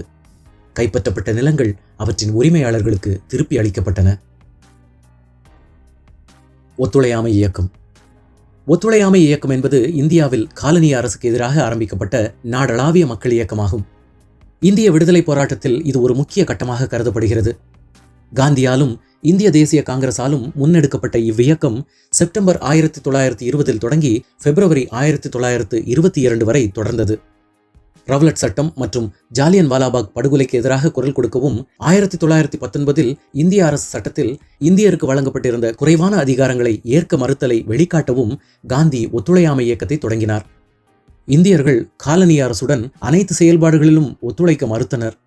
மாணவர்கள் கல்லூரிக்கு செல்லாமல் இருப்பது, வழக்கறிஞர்கள் நீதிமன்றங்களுக்கு செல்லாமல் இருப்பது போன்ற செயல்கள் மூலம் அரசுக்கு ஒத்துழைப்பு தராமல் தங்கள் எதிர்ப்பை வெளிப்படுத்தினர். அரசு போக்குவரத்து, பிரிட்டனில் தயாரிக்கப்பட்ட துணி முதலான பொருட்கள் போன்றவையும் இந்திய தேசியவாதிகளால் புறக்கணிக்கப்பட்டன. ஒத்துழையாமையின் வெற்றியால் காந்தி இந்திய தேசிய காங்கிரசின் தனிப்பெரும் தலைவராக உருவெடுத்தார். ஒத்துழையாமை இயக்கம் உச்சத்தில் இருந்த போதே காந்தியால் திடீரென்று திருப்பி பெறப்பட்டது. பிப்ரவரி 5, 1922 உத்தரப்பிரதேசத்தில் சௌரி சௌரா என்ற இடத்தில் விடுதலை இயக்கத்தினருக்கும் காவல்துறையினருக்கும் மோதல்கள் ஏற்பட்டன. காவல்துறையினரின் செயல்பாட்டால் சில விடுதலை இயக்கத்தினர் மரணமடைந்தனர். இதனால் கோபம் கொண்ட மற்றவர்கள் காவல் நிலையத்தை தீயிட்டு கொளுத்தினர். இதில் 22 காவல்துறையினர் கொல்லப்பட்டனர். வன்முறை இந்தியாவின் வேறு சில பகுதிகளுக்கும் பரவியது. அறவழியில் நடத்தி வந்த இயக்கம் வன்முறை பாதையில் செல்வதை கண்ட காந்தி அதிர்ச்சி அடைந்தார். ஒத்துழையாமை இயக்கம் வன்முறை இயக்கமாக மாறுவதை தடுக்க அதனை நிறுத்திக் கொள்வதாக அறிவித்தார். வன்முறை ஓயும் வரை 3 வாரங்கள் உண்ணாநிலை போராட்டம் ஒன்றை நடத்தினார். இதனால் ஒத்துழையாமை இயக்கம் வலுவிழந்து நின்று போனது. ஒத்துழையாமை இயக்கத்தை திரும்ப பெற்றது காங்கிரஸ் உறுப்பினர்களிடையே கடும் அதிருப்தியை ஏற்படுத்தியது. காலனிய அரசு அவர் மீது ஆட்சி விரோத எழுத்துக்களை வெளியிட்டார் என்று குற்றம் சாட்டி 6 ஆண்டுகள் சிறையில் அடைத்தது. கிலாபத் இயக்கம். கிலாபத் இயக்கம் 1919 முதல் 1924 காலகட்டத்தில் இந்தியாவின் முஸ்லிம்களால் உஸ்மானிய கலீபகத்தை பாதுகாப்பதற்காக நடத்தப்பட்ட ஓர் இயக்கம். நேச நாடுகள் உஸ்மானிய கலீபகத்தை பிரிவினை செய்து கலீபாவின் அதிகாரத்தை அழிக்க முடிவு செய்தனர். கலீபாவினை தங்கள் சமய அதிகாரத்தின் சின்னமாக கருதிய உலக முஸ்லிம்களிடையே இது பலத்த எதிர்ப்பை ஏற்படுத்தியது. கலீபகத்தை பாதுகாக்க அலி சகோதரர்கள் என்று அழைக்கப்பட்ட முகமது அலி மற்றும் சவுகத் அலி ஆகியோர் 1919 ஆண்டு இந்தியாவில் கிலாபத் இயக்கத்தை தொடங்கினர். விரைவில் கிலாபத் இயக்கம் இந்திய தேசிய காங்கிரசுடன் கூட்டணி அமைத்துக் கொண்டது. காங்கிரஸ் அப்போது துவக்கியிருந்த ஒத்துழையாமை இயக்கத்தின் ஒரு அங்கமாக செயல்பட்டது. ஒத்துழையாமை இயக்கத்துக்கு இந்திய முஸ்லிம்களின் ஆதரவை திரட்ட மகாத்மா காந்தியும் காங்கிரசும் கிலாபத் இயக்கத்தை பயன்படுத்தி கொண்டனர். கிலாபத் இயக்கத்தின் விளைவாக கேரளாவின் மலபார் பகுதியில் உருவாகிய மாஃப்ளா கழகத்தில் கடும் வன்முறை செயல்கள் நிகழ்ந்தன. இதனால் கிலாபத் இயக்கம் சர்ச்சைகளுக்குள்ளானது. காங்கிரசுக்குள்ளும் அதற்கு எதிர்ப்பு உருவானது. சௌரி சௌரா நிகழ்வுக்கு பின்னர் காந்தி ஒத்துழையாமை இயக்கத்தை கைவிட்டதை அலி சகோதரர்கள் ஏற்கவில்லை. கிலாபத் இயக்கத்தை தனியே தொடர்ந்தனர். மத அடிப்படையில் ஓர் அரசு அமைவதற்காக இந்த இயக்கம் செயல்பட்டதால் இந்திய பிரிவினைக்கும் பாகிஸ்தானின் உருவாக்கத்துக்கும் இது முன்னோடியாக கருதப்படுகிறது. உப்பு சத்தியாகிரகம். உப்பு சத்தியாகிரகம் என்பது இந்தியாவில் ஆங்கிலேயர் இந்தியர்கள் மீது விதித்த உப்பு வரியை அறவழியில் எதிர்க்கும் திட்டமிட்ட போராட்டமாகும். மார்ச் 12, 1930 குஜராத் மாநிலத்தில் உள்ள தண்டியில் தடையை மீறி உப்பெடுக்கும் நடைப்பயணம் துவங்கியது. 1930 ஜனவரி 30ஆம் நாள் இந்திய தேசிய காங்கிரஸ் அறிவித்த முழு விடுதலை என்ற விடுதலை பிரகடனத்திற்கு பிறகு ஆங்கிலேய ஆட்சியை எதிர்த்து அமைப்பு ரீதியாக செய்யப்பட்ட முதல் நடவடிக்கையாகும் இது. காந்தி தனது சபர்மதி ஆசிரமத்திலிருந்து 23 நாட்கள் 240 மைல் தூரத்தில் உள்ள தண்டிக்கு நடைபயணத்தை வழிநடத்தினார். உப்பை உற்பத்தி செய்வதற்கு விதித்த தடையை மீறி வழியில் அவருடன் இந்தியர்கள் பெருமளவு எண்ணிக்கையுடன் இணைந்தனர். ஏப்ரல் 6, 1930 காந்தி தண்டியில் உப்பு சட்டங்களை உடைத்த போது அது பேரளவில் சட்ட மறுப்பு இயக்கமாக லட்சக்கணக்கான இந்தியர்களை ஆங்கிலேய ஆட்சிக்கு எதிராக போராட தூண்டியது.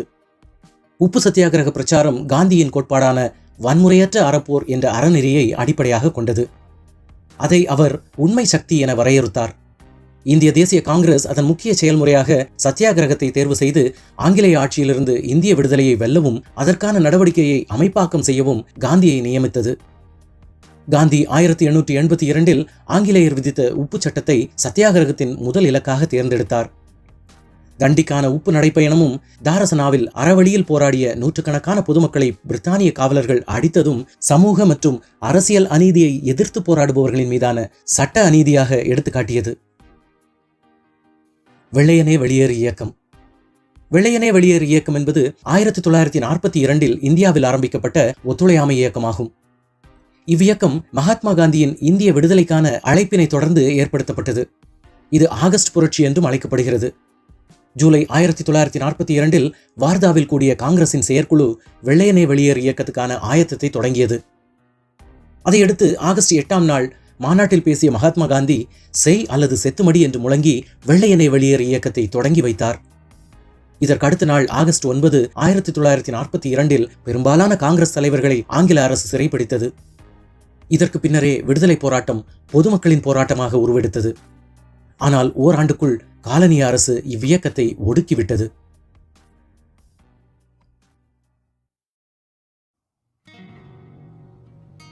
காந்தியை கவர்ந்த நூல்கள் பற்றி பார்க்கலாம்.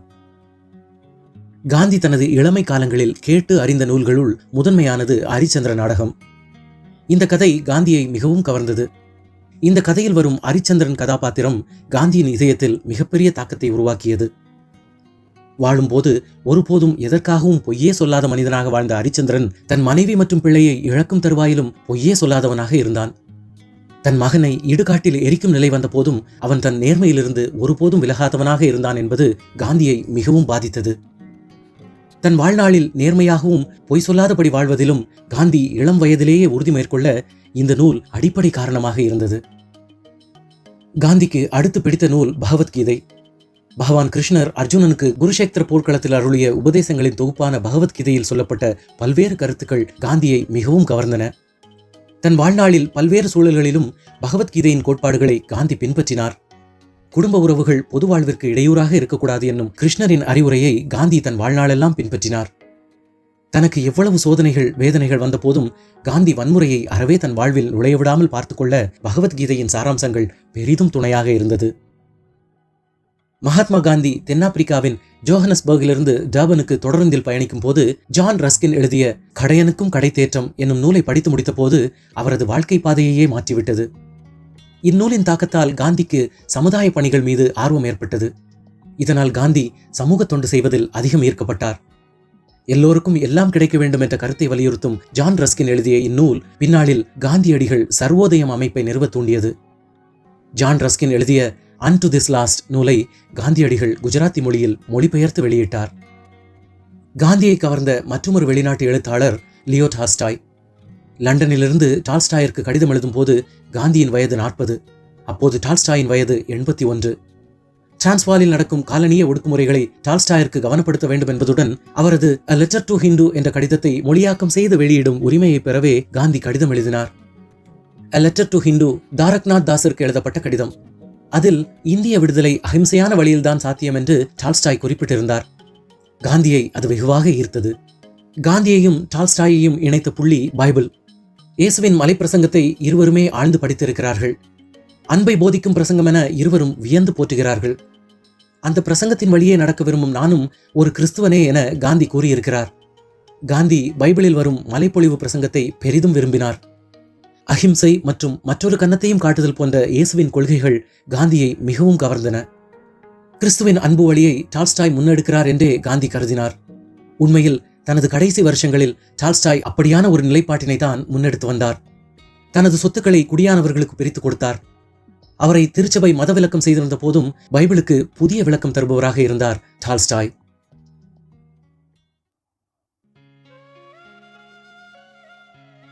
வைஷ்ணவ ஜனதோ 15ஆம் நூற்றாண்டில் வாழ்ந்த நரசிங் மேத்தாவால் எழுதப்பட்ட புகழ்பெற்ற ஒரு குஜராத்தி மொழி பக்தி பாடல்.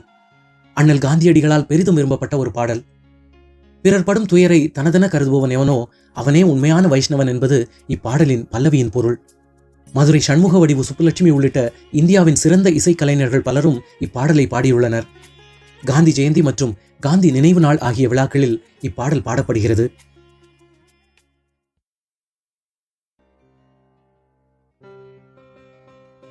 ரகுபதி ராகவ ராஜாராம் புகழ்பெற்ற இந்து பக்தி பாடலாகும். இப்பாடல் சில நேரங்களில் ராம்துன் என்றும் அழைக்கப்படுகிறது. மகாத்மா காந்தி இந்த பாடலை அதிகம் பயன்படுத்தியதால் புகழடைந்தது. பொதுவாக அனைவரும் பாடும் இந்த பாடலின் பதிப்புக்கு விஷ்ணு திகம்பர் பாலசுக்கர் இசையமைத்தார். காந்தி மற்றும் அவருடைய ஆதரவாளர்கள் 241 மைல் தண்டி யாத்திரைக்கு சென்றபோது இந்த பாடலை பாடியவாறு சென்றனர். காந்திக்கு பிடித்த மற்றொரு புராண கதை சிரவணன் ஆகும். சிரவணனின் பெற்றோரின் பக்தியையும் கண் தெரியாத தன் பெற்றோருக்கு அவன் செய்த சேவையும் காந்தியை பெரிதும் கவர்ந்தது. அதனால் ஈர்க்கப்பட்ட காந்தி தன் பெற்றோருக்கு கீழ்ப்படிந்தவராகவும் தன் பிள்ளைகளுக்கு கீழ்ப்படிதலை கற்றுத்தரும் தந்தையாகவும் இருக்க சரவணன் கதையே அடிப்படையாக இருந்தது. காந்தி பல்வேறு பத்திரிகைகளை நடத்தினார். பத்திரிகைகள் மூலமாக மக்களிடம் தனது கருத்துக்களை எளிதாக கொண்டு சென்று சேர்க்க முடியும் என காந்தி உறுதியாக நம்பினார். தென்னாப்பிரிக்காவில் காந்தி அஹிம்சை போராட்டங்களை நடத்திய போது முதன்முறையாக பத்திரிகை மூலம் மக்களை சந்திக்கும் திட்டம் அவருக்கு தோன்றியது. இந்தியன் ஒப்பீனியன் என்ற அந்த பத்திரிகை முதலில் கையெழுத்து பிரதிகளாக வெளிவந்தது, பின்னர் அச்சடித்து வெளிவந்தது. காந்தி தனது கருத்துக்களையும் ஆங்கில அரசுக்கு எதிரான கருத்துக்களையும் முன்வைக்க பத்திரிகையை பயன்படுத்தினார். காந்தி தாயகம் திரும்பிய பிறகு இந்திய சுதந்திர போராட்ட காலகட்டத்தில் த யங் இந்தியா என்ற பத்திரிகையை நடத்தினார். யங் இந்தியா பத்திரிகை ஆங்கில வார பத்திரிகையாக வெளிவந்தது.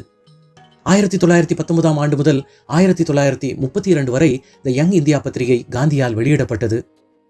காந்தி தனது அறப்போராட்டம், அஹிம்சை கொள்கைகள் மற்றும் சத்தியாகிரக நெறிகளை குறித்து இந்த பத்திரிகையில் விரிவாக எழுதினார். காந்தியடிகள் சிறை சென்ற நேரங்களிலெல்லாம் அவரது யங் இந்தியா இதழுக்கு ஆசிரியர் பொறுப்பேற்றவர்கள் ராஜாஜி, மதுரை ஜார்ஜ் ஜோசப் மற்றும் ஜே.சி. குமரப்பா போன்றவர்கள் ஆவர். ஆட்சியாளர்களுக்கு எதிராக எழுதினாலும் அதற்காக அப்பத்திரிகை ஆசிரியர் மன்னிப்பு கேட்க வேண்டியது இல்லை. அவ்வாறு மன்னிப்பு கேட்பதை விட பத்திரிகையை மூடிவிடுவது சிறந்தது என்ற கருத்தை கொண்டிருந்தார் காந்தி. அச்சு இயந்திரங்கள் மீது கட்டுப்பாடுகள் விதிக்கப்பட்ட போது கையால் எழுதி கூட இதழ்களை வெளியிட்டுக் கொள்ள முடியும் என்ற காந்தி ஒரே நேரத்தில் 50 பேருக்கு ஒரு செய்தியை எழுத சொல்லி அவர்கள் அதை கை நகல் எடுத்து பல மடங்காக்கி மற்றவருக்கு அடித்து பரவ செய்யும் முறையை தெளிவாக விளக்கினார். என்னுடைய எழுத்துக்கள் எப்போதும் விஷம் கக்கியதில்லை. என்னுடைய எழுத்துக்களில் கோபம் இல்லை.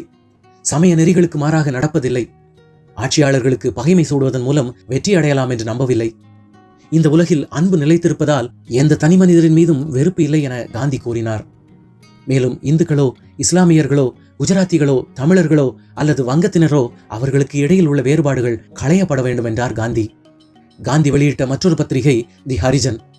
தாழ்த்தப்பட்ட மக்களை பகவான் ஹரியின் குழந்தைகள் என்று மகாத்மா காந்தி அழைத்தார்.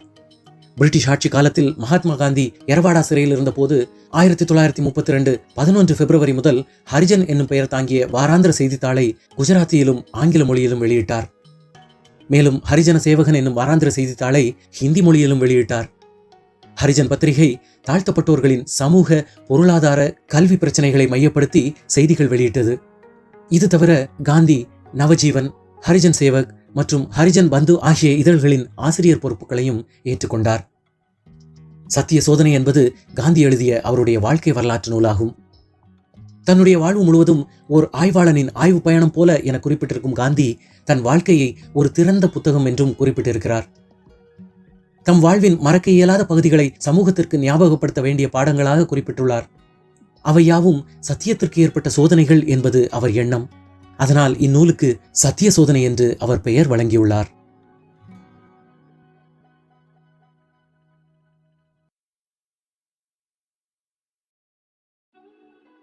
காந்தியை வைத்து பல்வேறு சர்ச்சைகளை அன்றைய காலத்தில் பலரும் உருவாக்கினார்கள். ஆனால் காந்தி அவற்றையெல்லாம் தனது பதில்களாலும் செயல்களாலும் உடைத்தெறிந்தார். ஒருமுறை இந்துக்களுக்கும் முஸ்லிம்களுக்கும் இடையில் விரிவடைந்து கொண்டிருந்த அரசியல் இடைவெளியை நிரப்ப காந்தியும் ஜின்னாவும் முயற்சித்தார்கள். அப்போது ஜின்னா கூறிய வார்த்தைகள் இது: நான் முஸ்லிம்களின் பிரதிநிதி என்ற முறையில் பேசுவது போலவே நீங்கள் இந்துக்களின் பிரதிநிதியாக பேசினால் சிக்கல்கள் அனைத்தும் தீர்ந்து போகும். ஆனால் மிஸ்டர் காந்தி, நீங்கள் ஹிந்து முஸ்லிம் இருவரின் பிரதிநிதியாக செயல்படுவதுதான் உங்களுடைய மிகப்பெரிய சிக்கல். இப்படி சொன்ன ஜின்னாவுக்கு காந்தி சொன்ன பதில் என்ன தெரியுமா? ஏதாவது ஒரு மதம் அல்லது சமூகத்தின் சார்பாக நான் பேசினாலோ அல்லது அதன் பிரதிநிதியாக நான் செயல்பட்டால் அது என் ஆத்மாவுக்கு எதிரானது. ஒரு மதத்தின் பிரதிநிதியாக எந்த ஒரு பேச்சுவார்த்தைக்கும் நான் உடன்பட மாட்டேன் என்றார். அதற்கு பிறகு ஜின்னாவுடன் சமரச பேச்சுவார்த்தைகளை காந்தி மேற்கொள்ளவில்லை. சமூக மத பாரபட்சங்களுக்கு எதிராக புத்தருக்கு பிறகு மிகவும் ஆழ்ந்த ஆபத்தான ஆனால் ஆக்கப்பூர்வமான முன்முயற்சியை செய்தவர் காந்தி என்பதை தைரியமாகவே சொல்லலாம். இது போன்ற மாற்றத்தை உருவாக்கிய அவர் எந்த சமயத்திற்கும் சமூகத்திற்கும் கொடி பிடிக்கவில்லை. அது மட்டுமா, தன்னுடைய அடிப்படை லட்சியமான தேச விடுதலை என்ற போராட்டத்தையும் வலுவிழக்கச் செய்யவில்லை என்பதையும் கவனத்தில் கொள்ள வேண்டும். காந்திக்கு முன் இருந்த எந்த ஒரு அரசியல் சிந்தனையாளரோ, முன்னோடியோ, ஆசானோ, மதத் தலைவரோ சத்தியத்தை ஆயுதமாக பயன்படுத்தவில்லை. அவருடைய இந்த கொள்கைகள் உலகில் உருவாக்கப்பட்ட மதங்களின் வரையறைகளை உடைத்துவிட்டது. அனைத்து மத மற்றும் சமய நம்பிக்கைகளின் ஆணிவேரையும் உலுக்கிவிட்டது. காந்தியின் கொள்கை மற்றும் கோட்பாடுகளை வைத்தே அவர் விமர்சனம் செய்யப்பட்டார். காந்தி இந்துவாக இருந்தார் என்பதே அவர்களின் பிரதான குற்றச்சாட்டு. காந்தி வேதங்களை நம்புகிறார், வேதங்களோ சாதிய முறையை ஆதரிக்கின்றன. இந்த விமர்சனங்களுக்கு காந்தி இவ்வாறு பதிலளித்தார்: சாதிய முறைமைகளுக்கு வேதங்கள் ஆதரவளித்ததன் அடிப்படையில் நான் அவற்றை நம்பவில்லை. ஆனால் நான் நம்பும் வேதங்கள் சாதி பிரிவினைக்கு ஆதரவளிப்பதாக யாராவது என்னிடம் காட்டினால் நான் அந்த வேதங்களை ஏற்க மறுப்பேன். நான் ராமராஜ்யத்தை கொண்டு வர விரும்புகிறேன் என்று காந்தி வலுவாக சொன்னபோது இந்துத்துவ கொள்கையாளர்களின் மகிழ்ச்சி கரை புரண்டது. என்ன இருந்தாலும் காந்தி அடிப்படையில் இந்து என்ற குட்டு வெளிப்பட்டது என்று புலங்காகிதம் அடைந்தார்கள். ஆனால் தனது கருத்தை உடனே தெளிவாக்கிவிட்டார் காந்தி. எனது ராமன் தசரதனின் மைந்தன், ஒரு அரசன். தனது குடிமக்களில் மிகவும் பலவீனமான தரப்பினரின் சிரமங்களை உணர்ந்தவனாக இருந்தான். அப்படிப்பட்ட ராமனின் நாடே ராமராஜ்யம் என்றார். தலித் அல்லாத ஒருவருக்கு தலித்துகளின் வேதனை தெரியுமா? எனவே அவருக்கு எங்களை பற்றி பேச அதிகாரம் இல்லை என்று தலித்துகள் கருதினார்கள். மதமாற்றத்திற்கு எதிரான காந்தியின் கருத்துக்களோ கிறிஸ்தவர்களுக்கு எட்டிக்காயாக கசந்தது. நீங்கள் எங்களை சார்ந்தவராக இல்லாத போது எங்களின் வேதனை உங்களுக்கு எப்படி புரியும்? இந்த பிரம்மாஸ்திரத்தை காந்தியை நோக்கி எழுப்பியவர் பாபா சாஹேப் அம்பேத்கர். நான் எந்த மதத்தை சேர்ந்தவன் என்பதை முடிவு செய்ததில் என்னுடைய பங்கு எதுவுமே இல்லை. ஆனால் கழிவுகளை அகற்றும் வேலையை செய்வதற்கு அவர் பிறந்த சாதிதான் அடிப்படை என்றால் அடுத்த பிறவியில் நான் ஒரு மலம் அள்ளுபவரின் வீட்டில் பிறக்க விரும்புகிறேன் என்றார் காந்தி. காந்தியின் இந்த பதில் அம்பேத்கரின் வாயை அடைத்து போக செய்தது. தாழ்த்தப்பட்டவர் என்பதை முன்னிறுத்தி அம்பேத்கர் அரசியலில் முன்னேறி கொண்டிருந்த போது, நீங்கள் பிறப்பால் தாழ்த்தப்பட்டவராக இருக்கிறீர்கள், நான் என்னை நானே தாழ்த்தப்பட்டவனாக்கிக் கொண்டேன் என்று காந்தி சொன்னபோதும் முன்பொரு முறை இதேபோல் அம்பேத்கர் வாயடைத்து போயிருக்கிறார். 1920 காந்தியாரால் ஒத்துழையாமை இயக்கம் தொடங்கப்பட்டது. அதிலிருந்த தீண்டாமை விலக்கு, மது விலக்கு ஆகியவை பெரியாரை மிகவும் கவர்ந்தன. முக்கியமாக தீண்டாமை விலக்கு மூலம் சமூகத்தில் புரையோடி கிடக்கும் ஜாதி வேற்றுமையை ஒழிக்க ஒரு நல்ல சந்தர்ப்பம் கிடைப்பதாக எண்ணி காங்கிரஸில் இணைந்தார். காந்தியை முழுமையாக நம்பிய பெரியார் மதுவிலக்கு பிரச்சாரத்தில் ஈடுபட்ட போது தனக்கு சொந்தமான 500 தென்னை மரங்களை வெட்டி வீழ்த்தினார். 1920 காங்கிரஸில் இருந்தபடி வகுப்புவாரி உரிமைக்காக போராடியவர் பெரியார். 1920, 21, 22, 23, 24 நடைபெற்ற திருநெல்வேலி, தஞ்சாவூர், திருப்பூர், சேலம், திருவண்ணாமலை மாநாடுகளை தொடர்ந்து 1925 காஞ்சிபுரம் மாநாட்டிலும் பெரியாரின் வகுப்புவாரி உரிமை தீர்மானம் நிராகரிக்கப்பட்டதால் காங்கிரஸிலிருந்து வெளியேறினார் பெரியார். காந்தியார் மீது அவர் வைத்திருந்த நம்பிக்கையும் நீடிக்கவில்லை. என்னுடைய எண்ணத்தில் கடவுள் என்றாலும் உண்மை என்றாலும் ஒன்றுதான். உண்மையை தவிர வேறு எந்த கடவுளுக்கும் நான் சேவை செய்வதில்லை என்கிறார். மேலும் சாவுக்கு மத்தியில் வாழ்வு நிலைத்திருக்கிறது, பொய்க்கு நடுவே உண்மை நிலைத்திருக்கிறது, இருளின் மத்தியில் ஒளி நிறைந்திருக்கிறது. இதைப் போலவே கடவுள் உயிரும் உண்மையும் ஒளியுமாயிருக்கிறார். தினசரி வாழ்க்கையில் ஏற்படும் குழப்பங்களை வெல்ல பிரார்த்தனையை விட இவ்வுலகில் வேறு என்ன இருக்கிறது என்று காந்தி கூறுகிறார். பிரார்த்தனை ஒரு மனித ஆன்மாவை தெய்வ நிலைக்கு உயர்த்துகிறது என்பதை அறியலாம்.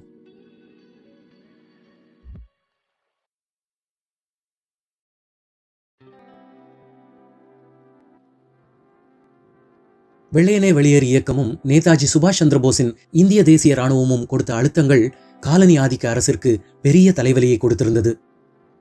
2ஆம் உலகப் போரினால் உருவான இழப்புகளையும் அதன் பாதிப்புகளையும் சந்தித்திருந்த ஆங்கில அரசு அடுத்தடுத்து இந்தியாவில் உருவாகிய 2 இயக்கங்களால் நிலை குலைந்து நின்றது.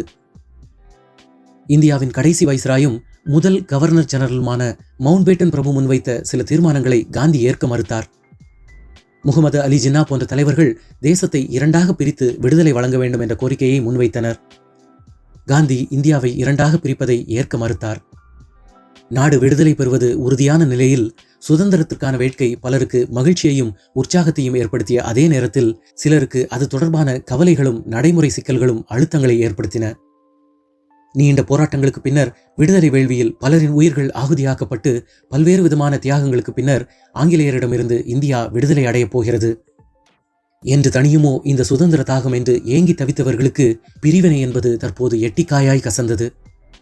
சுதந்திர வேட்கை தணியும் என்ற ஆவல் நிறைவேறினாலும் அது நினைத்தபடி இல்லாமல் பிரிவினை தீயாக தகிக்கத் தொடங்கியது. காட்டு தீயாய் பரவியாது பெருத்த சேதங்களையும் நீங்கா வடுக்களையும் ஏற்படுத்தி இந்தியர்களாக இருந்தவர்களை இந்தியர்கள் பாகிஸ்தானியர்கள் என பங்காளிகளாக மட்டுமல்ல பகையாளிகளாகவும் மாற்றியது. இந்தியாவுக்கு விடுதலை வேண்டும் என்பது மட்டுமே சிலருக்கு குறிக்கோளாக இருந்தது. பிரிவினை என்பது குறித்தெல்லாம் ஆலோசிக்கவோ அல்லது அது கூடாது என்பதோ அவர்கள் நிலைப்பாடாக இருக்கவில்லை. சிலர் சுதந்திரத்தை அவசர கதியில் பெறுவதை மட்டுமே அத்தியாவசியமாக கருதவும் செய்தார்கள். பிரிவினை நாடெங்கும் கொந்தளிப்பை உருவாக்கியிருக்க மதக்கலவரங்கள் ஆங்காங்கே நிகழ்ந்து கொண்டிருந்தன. காந்தி வன்முறை தேசத்தில் பரவுவதைக் கண்டு மிகவும் வருந்தினார். வன்முறை நிகழும் இடங்களுக்கு நேரில் சென்று ஆறுதலும் அமைதியும் ஏற்பட தன்னாலான முயற்சிகளை மேற்கொள்ள விரும்பினார். ஆனாலும் அவரது உடல் நலமும் வன்முறையால் உருவான மனவலியும் அவரை வலிமை குன்ற செய்திருந்தன. 1946ஆம் ஆண்டு ஆகஸ்ட் மாதம் 19ஆம் நாள் கல்கத்தா நகரம் கலவரத்தால் தீவிட்டு எரிந்து கொண்டிருந்தது. கலவரத்திற்கும் படுகொலைகளுக்கும் முஸ்லீம் லீக் கட்சி விடுத்திருந்த கோரிக்கையே காரணமாக அமைந்திருந்தது. முஸ்லீம்களுக்கென்று பாகிஸ்தான் என்னும் நாட்டை பெறுவதற்கு அடையாளமாக முஸ்லீம்கள் அல்லாதவர்கள் மீது தாக்குதல் நடத்துவதே நோக்கமாக இருந்தது. இந்திய அரசியல் நிர்ணய சபையில் இந்திய தேசிய காங்கிரசும் முஸ்லீம் லீகும் பெரும்பான்மை கட்சிகளாக இருந்தன.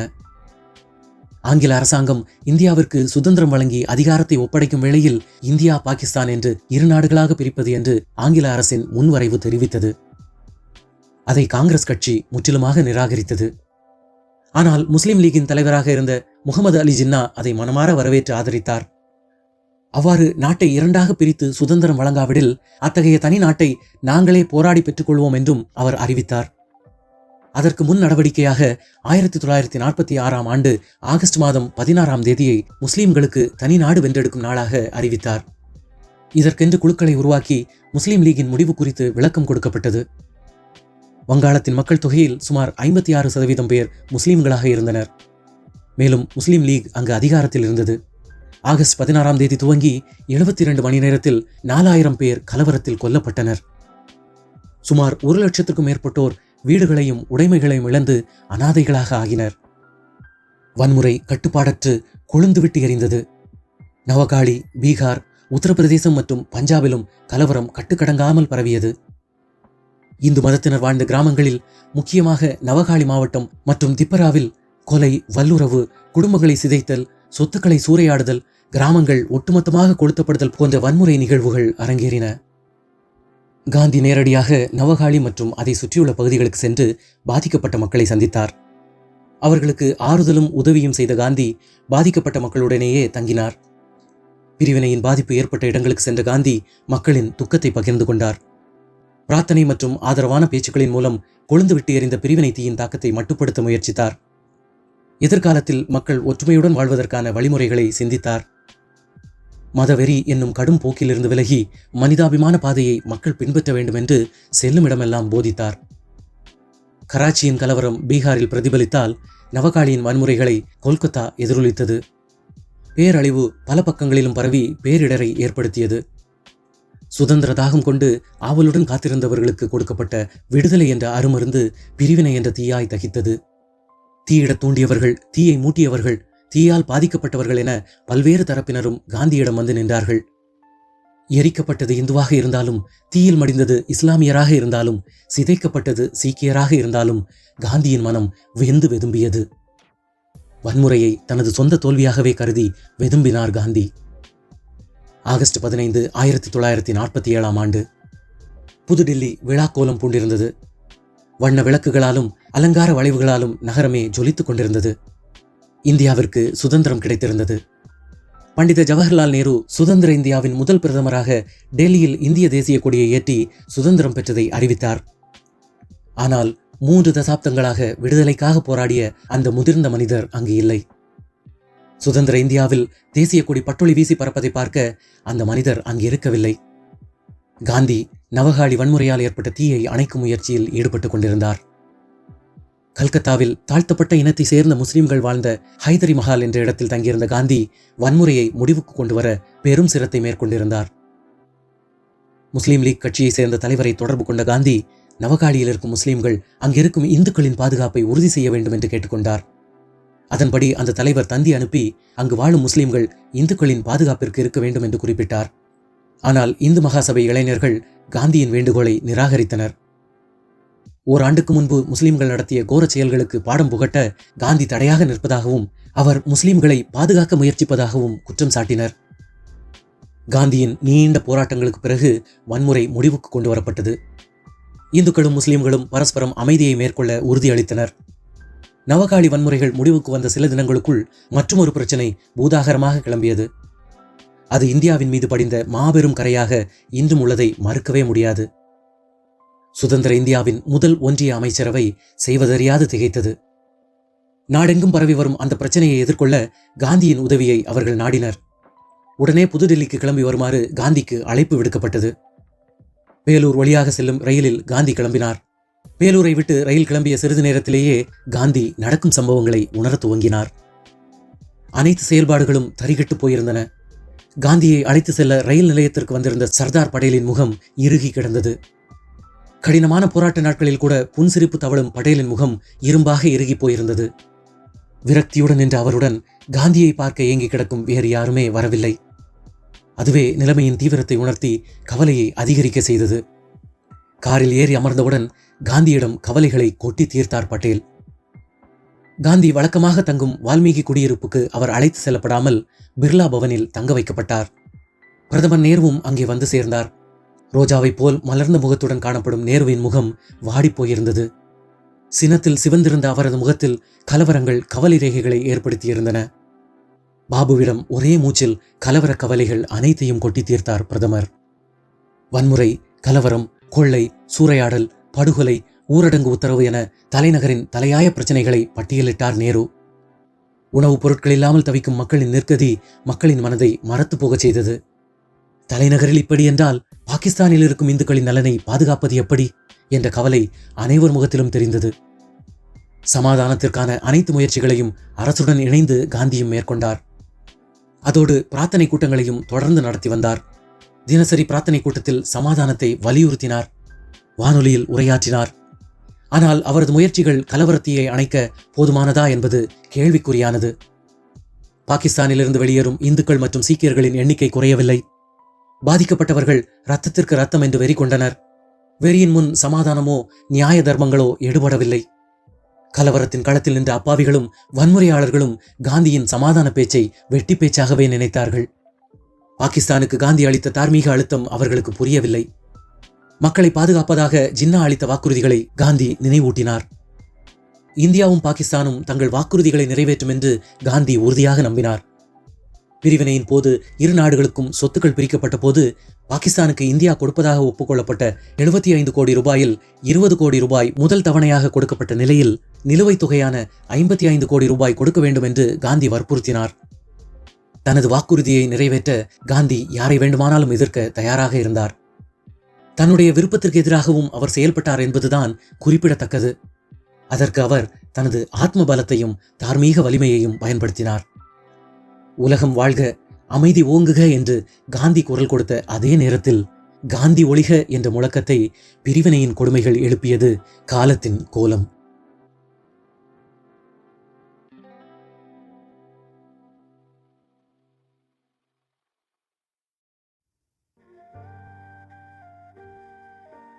தன் தாயகத்தின் விடுதலைக்காகவும் சமாதானத்திற்காகவும் ஓயாது உழைத்த காந்தியடிகள் அகிம்சையை வலியுறுத்திய அண்ணல் என்பதில் சிறிதும் சந்தேகமில்லை. அகிம்சையையும் சத்தியாகிரக போராட்டங்களையும் முன்னெடுத்து ஆங்கில அரசை நிலைகுலைய செய்த இந்த மாமனிதர் சொந்த மண்ணில் இருந்த சில பிற்போக்கு எண்ணம் கொண்டவர்களால் எதிரியாகவே கருதப்பட்டது மிகப்பெரிய அவலம். 1934 ஆண்டு முதல் 1948 ஆண்டு வரை பல்வேறு விதமான வடிவங்களில் அவரை கொலை செய்ய முயற்சிகள் மேற்கொள்ளப்பட்டது. 1934 ஆண்டு ஜூன் 25 பூனே மாநகராட்சி அரங்கத்தில் உரையாற்ற காந்தி தன் மனைவி கஸ்தூரிபாயுடன் சென்றார். காந்தியும் மற்றவர்களும் 2 மகிழுந்துவில் பயணித்தனர். முதல் மகிழுந்து அரங்கத்திற்குள் நுழைந்த சில நொடிகளில் 2வது மகிழுந்துவும் அரங்கத்திற்குள் நுழைய இருந்தது. அப்போது மகிழுந்துவை நோக்கி எறியப்பட்ட 2 கையெறி குண்டுகள் மகிழுந்துவின் முன் விழுந்து வெடித்தன. ஆனால் காந்தியும் கஸ்தூரிபாயும் காயமின்றி தப்பித்தனர். இது நடந்து ஏறக்குறைய 10 ஆண்டுகள் கழித்து மே 1944 காந்தி அஹாகான் அரண்மனை சிறையிலிருந்து மலேரியா தாக்குதலினால் விடுவிக்கப்பட்டார். மருத்துவர் அறிவுறுத்தலின்படி பஞ்சகனி மலை வாழ்விடத்தில் தங்க வைக்கப்பட்டார். இவர் இருப்பிடத்தை எப்படியோ அறிந்து இந்து மகாசபையை சேர்ந்த 20 இளைஞர்கள் சிறப்பு பேருந்தில் வந்திறங்கினர். மாலையில் நடந்த பிரார்த்தனை கூட்டத்தில் காந்தியை நோக்கி காந்தி எதிர்ப்பு வாசகங்களை கூறிக்கொண்டே மிகுந்த ஆவேசத்துடன் உள்ளே நுழைந்தனர். ஆனால் அங்கு இருந்த கூட்ட நெரிசலில் அவர்களால் காந்தியை நெருங்க முடியவில்லை. காந்தியை பத்திரமாக அவர் தொண்டர்கள் அழைத்து சென்று விட்டனர். மூன்றாவதாகவும் காந்தியை தாக்கவும் கொலை செய்யவும் முயற்சிகள் மேற்கொள்ளப்பட்டது. காந்தி முகமது அலி ஜின்னாவுடன் பேச்சுவார்த்தை நடத்துவதற்காக செப்டம்பர் 9, 1944 சேவாகிராம் ஆசிரமத்தை விட்டு பம்பாய்க்கு பயணமானார். வழியில் இந்து மகாசபாவினர் இடைமறித்தனர். அவரை மும்பையில் ஜின்னாவுடன் சந்திப்பதற்கு ஆட்சேபம் தெரிவித்தனர். அவர்கள் காந்தியை கொல்வதற்கு முயன்றனர். அவர்களை காவலர் தடுத்து, எதற்கு காந்தியை கொல்வதற்கு முயல்கின்றீர்கள் என்று வினவியதற்கு வீர் சாவர்கர் கட்டளைப்படி அவரை கொல்ல வேண்டும் என்று கூறினர். அந்த நிகழ்விலிருந்தும் காந்தி உயிர் தப்பினார். ஜூன் 29, 1946 காந்திக்கென்று ஏற்பாடு செய்யப்பட்ட சிறப்பு தொடர்வண்டியில் பிரயாணித்த பொழுது தொடர்வண்டி பம்பாய் அருகே உள்ள நேரலுக்கும் கர்ஜட்டுக்கும் இடையே தடம் புரண்டது. தொடர்வண்டியின் இருப்பு பாதையின் கடையாணிகளை விஷமிகள் வேண்டுமென்றே காந்திக்கு குறிவைத்து கலற்றியுள்ளதால் ரயில் தடம் புரண்டது என்று பின்னர் கண்டறியப்பட்டது. ஏனென்றால் காந்தியின் சிறப்பு தொடர்வண்டி மட்டுமே அவ்வழியில் செல்வதாயிருந்தது. வேறு எந்த வண்டியும் செல்லவில்லை என்பது குறிப்பிடத்தக்கது. ஜனவரி 20, 1948 இந்து மகாசபையை சேர்ந்த மதன்லால் பக்வா, சங்கர் கிஸ்தையா, திகம்பர் பட்கே, விஷ்ணு கார்கேர், கோபால் கோட்சே, நாதுராம் கோட்சே மற்றும் நாராயண் அப்தே ஆகியோர் தில்லியில் பிர்லா பவனில் கூடி அடுத்த கட்ட தாக்குதலை தீர்மானித்தனர். அதன்படி காந்தி பேசும் மேடை அருகே வெடிகுண்டை வெடிக்க செய்து அதன் மூலம் கலவரம் ஏற்பட்டவுடன் காந்தியை சுட்டுக்கொல்ல தீர்மானிக்கப்பட்டது. காந்தியை சுட்டுக்கொல்ல திகம்பர் பக்டே அல்லது சங்கர் கிஸ்தி இருவரில் யாராவது நிலைமைக்கு தகுந்தாற் போல செயல்பட வேண்டும் என்ற தீர்மானத்தின்படி புறப்பட்டனர். காந்தி பேசும் மேடை அருகே மதன்லால் பக்வா வெடிகுண்டை பற்ற வைத்தான். ஆனால் எதிர்பாராத விதமாக குண்டு வெடிக்கவில்லை. இதனால் இந்த முயற்சியும் தோல்வியுற்றது. மதன்லால் பக்வாவை விட்டுவிட்டு மற்றவர்கள் அவ்விடத்தை விட்டு அகன்றனர். காவல்துறை மதன்லால் பக்வாவை விசாரித்ததில் உண்மைகள் தெரிந்தன. ஆனால் காவல்துறையால் உடன் இருந்தவர்களை பிடிக்க முடியவில்லை. தொடர்ந்து 5 முறை சொந்த மண்ணில் சொந்த மக்களாலேயே காந்தி கொலை முயற்சிகளுக்கு ஆளானார். காந்தியை போன்ற நிராயுதபாணியான ஒரு அகிம்சைவாதியை கொலை செய்வதில் கடும் போக்கு கொண்ட பிற்போக்கு எண்ணமுடையவர்கள் செயல்பட்டது துரதிருஷ்டவசமானதே. வயதான அந்த மனிதரை கொல்ல வேண்டும் என்னும் கோட்பாட்டை கொண்டு நடந்த இளைஞர்கள் உண்மையில் தேசத்திற்காக என்ன செய்தார்கள் என்பது $1 மில்லியன் கேள்வியே. 1948 ஜனவரி 30 புதுடில்லி பிர்லா பவன். சர்தார் வல்லபாய் பட்டேலுடன் ஆலோசனைகளை மேற்கொண்டிருந்த காந்தியடிகள் ஆலோசனைகளை முடித்துக் கொண்ட பின் மாலையில் நடைபெறவிருந்த கூட்டு பிரார்த்தனைக்காக செல்ல எழுந்தார். காந்தியின் பேரனின் மருமகளான ஆபா காந்தியும் கொள்ளுப்பேத்தி மனு காந்தியும் உதவி செய்ய அவர்கள் தோள்களில் கரங்களை போட்டு பிடித்துக் கொண்டவராக மெல்ல மெல்ல நடந்து பிரார்த்தனை கூட்டத்தை நோக்கி சென்றார் காந்தி. அப்போது அவருக்கு எதிரே வந்து அவரது கால்களை தொட்டு வணங்கிய நாதுராம் கோட்சே அவரை நோக்கி தான் வைத்திருந்த கைத்துப்பாக்கியால் 3 முறை சுட்டான். இரத்த வெள்ளத்தில் சரிந்து விழுந்த அந்த மகான் ஹே ராம் என்ற தனது வழக்கமான ஜெபத்துடன் ஆவியை துறந்தார். காந்தியடிகளின் கொலை இந்திய தேசத்தின் மீது விழுந்த கரும்புள்ளி. அவரை சுட்டுக் கொன்றவர்களும் அதற்கு தூண்டுகோலாக இருந்தவர்களும் திரைமறைவில் ஒளிந்து கொண்டிருக்கலாம். அதற்கு அவர்கள் பல்வேறு காரணங்களை தங்கள் தரப்பு நியாயமாக கூறலாம். ஆனால் அஹிம்சையை வலியுறுத்திய மனிதரை அஹிம்சை வழியால் வெல்ல இயலாதவர்கள் நிராயுதபாணி நிலையில் அவரை ஆயுதம் கொண்டு கொன்றதற்கு என்ன காரணம் சொன்னாலும் அது வேற்றுவாதங்களாக மட்டுமே இருக்கும். இறுதி வரை தேசத்திற்காக வாழ்ந்தவரை தேசத்தந்தையாக இன்று அரசாங்கம் அறிவித்திருப்பது மகிழ்வான செய்தி. ஆனால் அவரது கொள்கைகளை பின்பற்றி அஹிம்சை வழியில் நடப்பதே நாம் அவருக்கு செய்யும் மரியாதையாகவும் வணக்கமாகவும் இருக்கும். அது நமது கடமையும் கூட என்பதை நாம் மறக்கக்கூடாது.